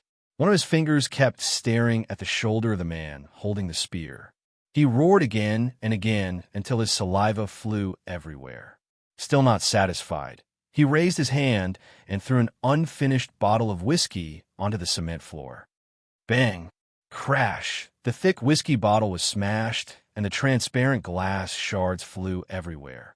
The girl squatting in the corner screamed, causing a small commotion. "You're drunk, sir. You need to sober up." The man with the gun pushed the barrel harder into the drunkard's chest. "If you don't sit down, my bullet might wake you up." The warning and threat were all used together, but it was useless against the drunkard. Bai He and T6 approached and stood behind Xia Jinyuan. Bai He said in a low voice, "The entrance has been sealed. Take the stairs to the second floor and retreat from there. But we have to deal with the people guarding the bar first."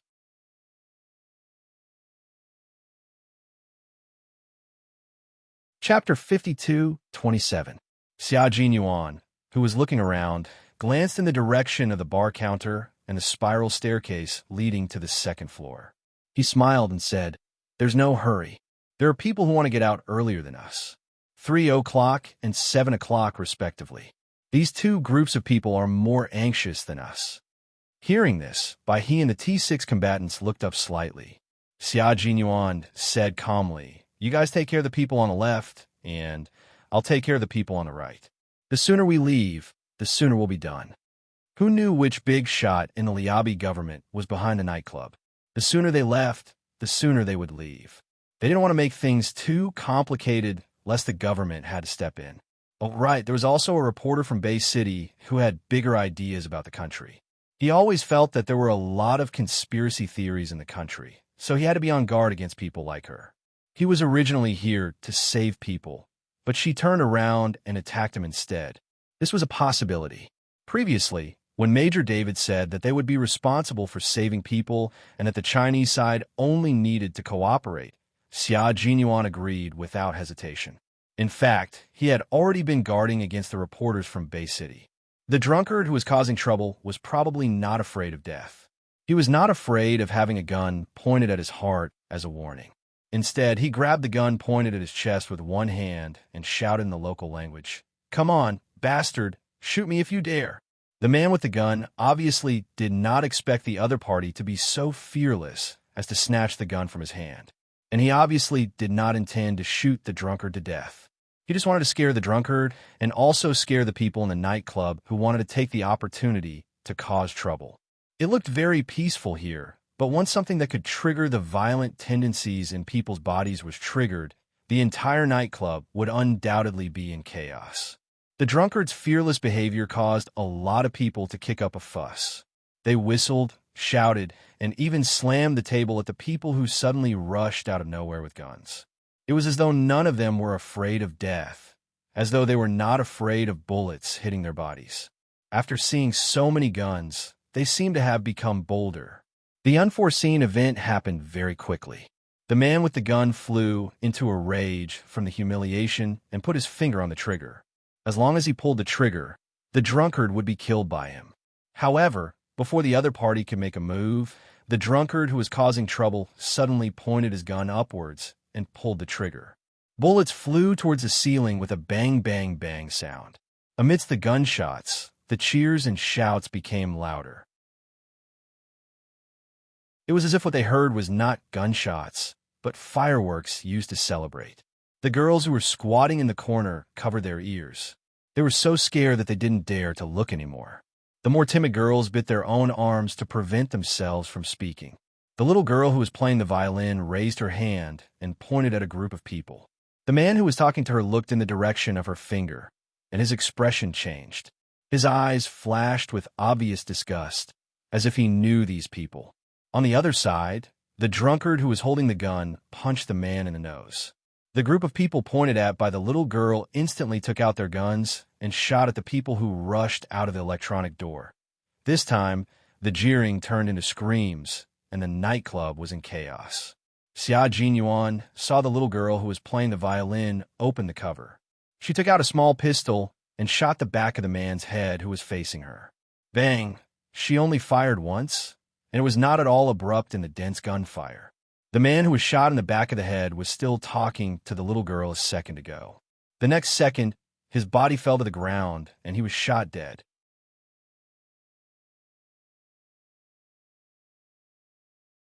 Chapter 52:28. Why was the sound of the violin not very accurate? The reason was simple. There was a pistol stuck to the violin, and the pistol affected the sound quality of the violin. Xia Jinyuan, who had seen it clearly, did not approach the little girl. In this place, even 5- or 6-year-old children could shoot and kill, so it was not strange for a 14-year-old girl to shoot and kill. The slightly strange thing was that the little girl should be from the nightclub, so why would she shoot at people from the nightclub? Also, did she deliberately play the sharp and unpleasant violin sound just now to make the people hiding behind the electronic door show themselves, so that the other group could take care of them all at once? A few questions flashed through Xia Jinyuan's mind. Without stopping, he and the T6 soldier rushed toward the spiral iron staircase that led to the second floor. The V8 soldier, who had exited the engine room, and the 2 British soldiers heard the gunshots from the nightclub. His expression turned serious as he stopped in his tracks and asked in a low voice, "What happened?" The operation did not mention shooting in a nightclub, only retreating to cover the retreat. Someone is causing trouble, so we should take the opportunity to leave.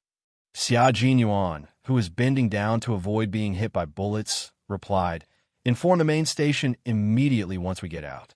There may be internal strife within the Liabi government." The nightclub was under the control of an official, and this was not a secret in the Liabi government. Otherwise, it would not have been able to survive in the midst of war and provide good wine and women for people to enjoy. Now that someone had come out to cause trouble, and it was after the little girl had deliberately played a violin sound that sounded like a police report to lure people out, it was obvious that the people targeting the nightclub were well aware of the layout of the nightclub. They had bribed the little girl in advance to immediately inform them once they discovered that there was a problem. That was why there was such a big raid tonight. The Liabi government was not peaceful, and Xia Jinyuan had always known that the little girl had done all sorts of things just now. The man who had been killed by the little girl looked at the group of people who had opened fire, as if he knew them. With so many details strung together, Xia Jinyuan's first thought was that the internal strife within the Liabi government had begun to intensify. If that was the case, it would be another big mess. The gunshots in the nightclub were very chaotic, and the temporary flashlight source had already been extinguished. Xia Jinyuan, who was rushing toward the staircase, found his target and quickly took care of it. Done! He and the T6 soldier brought up the rear. Xia Jinyuan held onto the handrail with one hand and quickly rushed up the stairs. Sounds of footsteps could be heard from above. They didn't want to fight head-on. They just wanted to retreat quietly. Major David's voice came. His tense voice was now particularly relaxed. "My brothers, you need to come out quickly. We've already left the nightclub. We're just waiting for you." The gunshots. "You are here to maintain peace. Why are you turning a blind eye now?" "Ma'am, we don't have to rush over every time we hear gunshots in order to maintain peace. We also need to know why there were gunshots, who are the 2 parties involved, and so on before we can take action. Ma'am, I think you must be tired. It's not safe here, so you should leave with my soldiers as soon as possible." Major David, who was trying to maintain his gentlemanly demeanor, tried to persuade her and maintain a polite smile on his face.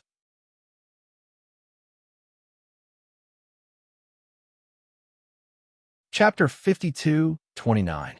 Major David was trying his best to maintain a smile on his face, but he was a gentleman, especially in front of a woman. He could not lose his gentlemanly demeanor.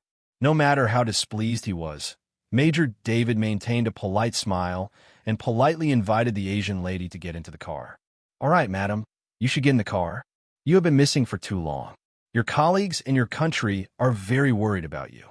Leave the maintenance of peace to us soldiers. I will leave the reporting of the cruelty of war to you. And I will return to our posts. Okay?" He tried his best to persuade her patiently, but this female reporter's surname, Chun, from Base C, did not seem to appreciate it. She was quite good-looking and had a sexy body. She was not too tall or short, at most 165 meters. However, her chin was raised a little high, and her entire person exuded a sharp arrogance. "From your accent, I can tell which country you're from. That's right. I'm here to report on the cruelty of war. Similarly, I can also reveal the true faces of people like you. Everyone will see that you only know how to enjoy yourself here." Gunshots have already sounded. As a reporter, I will not retreat because of this. I will do my best to report on every battlefield here. I will let the world know that the people who suffer the most in war are always the citizens of this country. And you can choose to leave, because I don't have the right to let you stay. But I will definitely report everything I see truthfully, including your departure. His words were indeed sharp and even threatening, and Major David's face instantly darkened. To hell with the gentlemanly demeanor. He really wanted to beat her up. "Madam, please get in the car immediately." Major David no longer maintained his courtesy because he realized that there was no way to maintain it in front of this reporter. His politeness was seen as cowardice. Reporter Chun was furious. "Are you forcing me to do this? Are you trying to restrict my personal freedom? I will sue you. I protest." No one cared about Reporter Chin's protest. The gunshots were still ringing in their ears. Getting her out of here quickly was the best choice. "Major, we should leave this problem to the 2 Chinese soldiers who came out with us," a British soldier said unhappily. He had heard everything clearly and was very angry. "The 2 who came out with us. Chinese soldiers? Chinese soldiers?" Reporter Chun, who was using body language to express his anger, paused, as if he had caught a big piece of news. His eyes lit up as he asked the British soldier who was expressing his dissatisfaction. "Chinese soldier? Do you mean that Chinese soldiers are also at this nightclub? Where are the Chinese soldiers? Where is it? Why didn't she see it? Chinese soldiers appearing at a nightclub? Big news." She had a feeling that as long as she reported the news of Chinese soldiers hanging around nightclubs, it would definitely cause the biggest storm. Looking around, Reporter Chun wished he could install 2 light bulbs in his eyes to see if he could find the 2 Chinese soldiers who came out together in the darkness. Not far away, G3 and Z7, who had rescued a reporter, said that they didn't see the screaming, and crazy reporter. There was still no news from Case 7, so Han Fei had no idea how he was doing. Major David didn't want to talk to this crazy reporter anymore.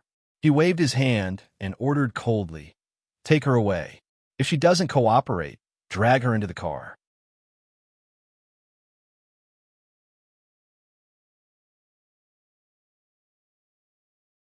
Chapter 52:30. Major David was really at the mercy of this kind of self-righteous reporter who thought he was very powerful. "Yes, Major." The soldier responded and forcefully dragged Reporter Chun into the car. How could Reporter Chun leave? How could she let go of such a big piece of news?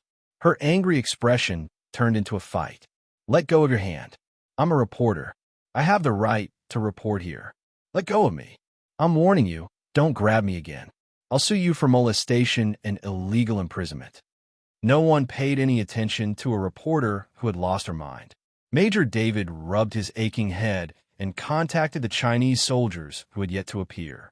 I'm David. What's the situation? Please answer me if you hear me." "The situation isn't good.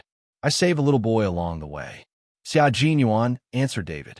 He quickly picked up a rifle and fired. The armed men who rushed out from the end of the corridor on the 2nd floor fell one by one. He and the T6 combatants brought up the rear. The shooting ended very quickly and killed a total of 6 people. "All right, little guy, you can take me to the room where your parents are being held now." Xia Jinyuan pulled out the little boy who was huddled in the doorframe. He was a Chinese boy who had just arrived and could speak good Mandarin. His family's business specialized in providing alcohol to the nightclub. They had come over today to deliver the last batch of alcohol to the nightclub. According to the rules, the people behind the nightclub would arrange for people to send the family of 3 out of Liabi. Unfortunately, the people behind the nightclub went back on their word and detained the family of 3. The reason for that was simple. After the 3 of them left Liabi, the nightclub would no longer provide alcohol. What kind of nightclub was a nightclub without alcohol? What money could they make from it? The little boy was locked up alone and was very happy. He was saved by Xia Jinyuan, who was about to leave. The little boy was very smart. When he saw the people who broke in and killed the people guarding him, he immediately asked for help. During the execution of the mission, especially at the end of the retreat, there were sudden changes. This was dangerous for all the combat personnel. The Snowfield Brigade's special forces, who could completely ignore them, ultimately chose to stay behind. This was because the little boy realized that they were only taking him away. He cried loudly, "I want my father, I want my mother." He cried in slightly accented Mandarin. Here came the problem. Should they save a second-generation transmigrato? Was there a choice? There was no choice. They could only save him. Fortunately, the situation below was chaotic enough. Otherwise, there would be no way to save them. After taking down the militants who were supporting them, the 3 of them directly used their bullets to blast open the locked iron door. In this place, as long as there was a door, most of them were made of iron because they were sturdy. Zishi left several bullet holes in the iron door. Sparks flew as the iron lock was broken. The rusty iron door was kicked open by the T6 combatant with a clang. After kicking the door open, the T6 combatant quickly dodged to the side and shone his flashlight into the dark room. There was no one there except for a large, sturdy cabinet against the wall. The T6 combatant, who had quickly sneaked in the room to take a look around, retreated and said in English to his comrades who were on guard outside, "There's no one here." The little boy, who still remembered that he had been separated from his parents in this room, understood what she meant. Sandwiched in Xia Jinyuan's arms, he cried, "Daddy, Mommy, Dong, Dong, woo, woo." The sound of something crashing came from the room, and there was a faint sound of someone struggling. The little boy's crying stopped abruptly, and he suddenly burst into tears. "Dad, Mommy." There was someone in the cupboard, but no one could see the person inside from the outside.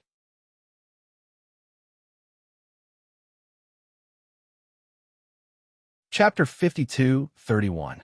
Xia Jinyuan and the T6 combatant cautiously approached the wooden cabinet, while he stood guard on both sides of the corridor. V8's voice came from the hidden earpiece. "I'm V8. I've successfully escaped from the vent." Xia Jinyuan gently and slowly opened the cabinet door.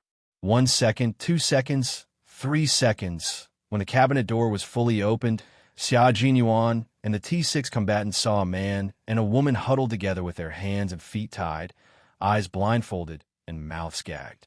The 2 of them could already feel the tightly locked cabinet door open. They started moaning and struggling even harder. "Daddy, Mommy." The little boy also saw them and shouted loudly in surprise. The couple, who had heard their son's cries, instantly wetted the blindfold with their tears. The 2 of them, whose hands and feet were tied, were so excited that they fell out of the cabinet together. When Xia Jinyuan saw this, he knew he had found them. They were the new Chinese immigrants and the little boy's parents. The T6 combatant took out a small but sharp dagger and aimed it at the door. Xia Jinyuan, who was half squatting down, said in English, "Don't move. I'll untie you now." Mm. The couple, who had fallen out of the cabinet, nodded in unison. Their tears of joy did not stop. They could even feel their son's soft hands caressing their faces as he kept calling out, "Daddy, Mommy." He used a small knife to quickly cut the ropes binding the couple's feet. After that, without needing to ask him to move, the couple quickly took off the blindfolds covering their eyes and took out the cloth strips that were gagged in their mouths. The mother hugged her son tightly and cried loudly. The husband hugged his wife and son and cried loudly. After experiencing the greatest ups and downs in their lives, they were finally reunited. After experiencing the greatest ups and downs in their lives, the men were also crying sorrowfully. Xia Jinyuan did not give the couple too much time to cry. Out of professionalism, he verified the couple's identities and confirmed that they were the little boy's biological parents. He spoke quickly and said in a deep voice, "We're not out of danger yet, so if you want to live, you have to listen to my arrangements and keep an eye on us. Also, you have to protect your child. My friend, and I might not have time to take care of you anymore. Do you know how to use a gun? Even if you don't, you still need to know how to use the guns in your hands to protect your sons." He didn't even give the couple any time to thank him before he led the family of 3 out of the house. All the supporters had gone to the nightclub, and the 6 of them retreated without a hitch. Finally, there was some movement from K7. He said in a cold and monotonous voice, "The nightclub belongs to Amherst, and the ones who came to cause trouble are soldiers from Ives. Everyone in Liabia knows about their political differences." K7, who had not left, also started to leave. It was faster for him to leave alone, so Xia Jinyuan asked him to meet up with the others on the 2nd floor. Just as K7 went up the spiral staircase to the 2nd floor, the chaotic nightclub suddenly exploded. Someone threw a grenade into the nightclub, and the entire nightclub was engulfed in flames and smoke. Countless screams came from all directions, mixed with screams and gunshots. The scene was so chaotic that it was like hell on earth. The huge impact made K7, who had also gone up to the 2nd floor, instinctively jump to the ground. His comrades' urgent shouts came from the hidden earpiece. K7, K7, answer immediately if you hear me. Answer immediately if you hear me." It was their captain, Q King.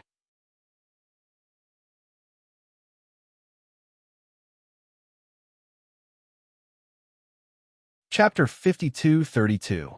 K7, who was lying on the ground, got up calmly and did not forget to pat the dust off his body. He's not dead. He's still alive. Damn. The T6 combatant, who was so shocked that he broke out in cold sweat, cursed in a low voice. He quickly said, "Don't fucking act cool with me. Get over here. 2nd floor, turn left, 3rd floor." Before he could finish, the T6 combatant, who was staring out the window, cursed even louder. He then contacted G3 and Z7, who were outside. "What's the situation outside? A group of people is coming." From where he was, even though it was pitch black outside, he could still see a group of people rushing over from the dilapidated streets in the dim light of the night. G3 and Z7, who were guarding the other exit, which was also the exit they had to retreat to, immediately jumped out of the darkness. Z7 said in a deep voice, "Direction, east. Fuck, these people are carrying cannons. Retreat." The T6 combatant roared. This fucking looked like they were going to raise the only 4-story building that still looked intact to the ground. K7, who had yet to rendezvous with his comrades, was running wildly. His cold and expressionless face was still expressionless. "You guys retreat. I'll catch up later. Cut the fucking crap. Hurry. We'll wait for you." Bye, he cursed. They were sworn brothers, so no matter what, they would never do something like abandon their brothers and leave. The brothers in the Snowfield Brigade would never do something like that. Xia Jinyuan pulled down the curtains and said to the man who was trembling between his thighs, "You're a man. Your wife and child are in your hands to protect. Have some guts. Don't lose your wife and child's lives just because you're scared." This time, Xia Jinyuan spoke in Chinese. This gave the Chinese immigrants some courage. The husband and wife were clearly stunned. They did not know that the people who saved them were Chinese. The wife hugged her son tightly and said in a trembling voice, "Thank you. Thank you, thank you so much." In terms of nationality, they were no longer Chinese. They were new immigrants, so these Chinese men could have chosen not to save their family of 3. But not only did they save them, they even allowed them to leave in advance. This was Chinese soldiers. They had to be Chinese soldiers. Only Chinese soldiers would always leave the hope of survival to the people and leave the danger to themselves. You're Chinese soldiers from the peacekeeping force. You must be. The man, whose legs were trembling and he didn't dare to move, grabbed Xia Jinyuan's arm tightly. His voice was trembling with excitement. Xia Jinyuan laughed and said, "Brother, now is not the time to chat. Hurry up and go down. If you're late, you'll really die."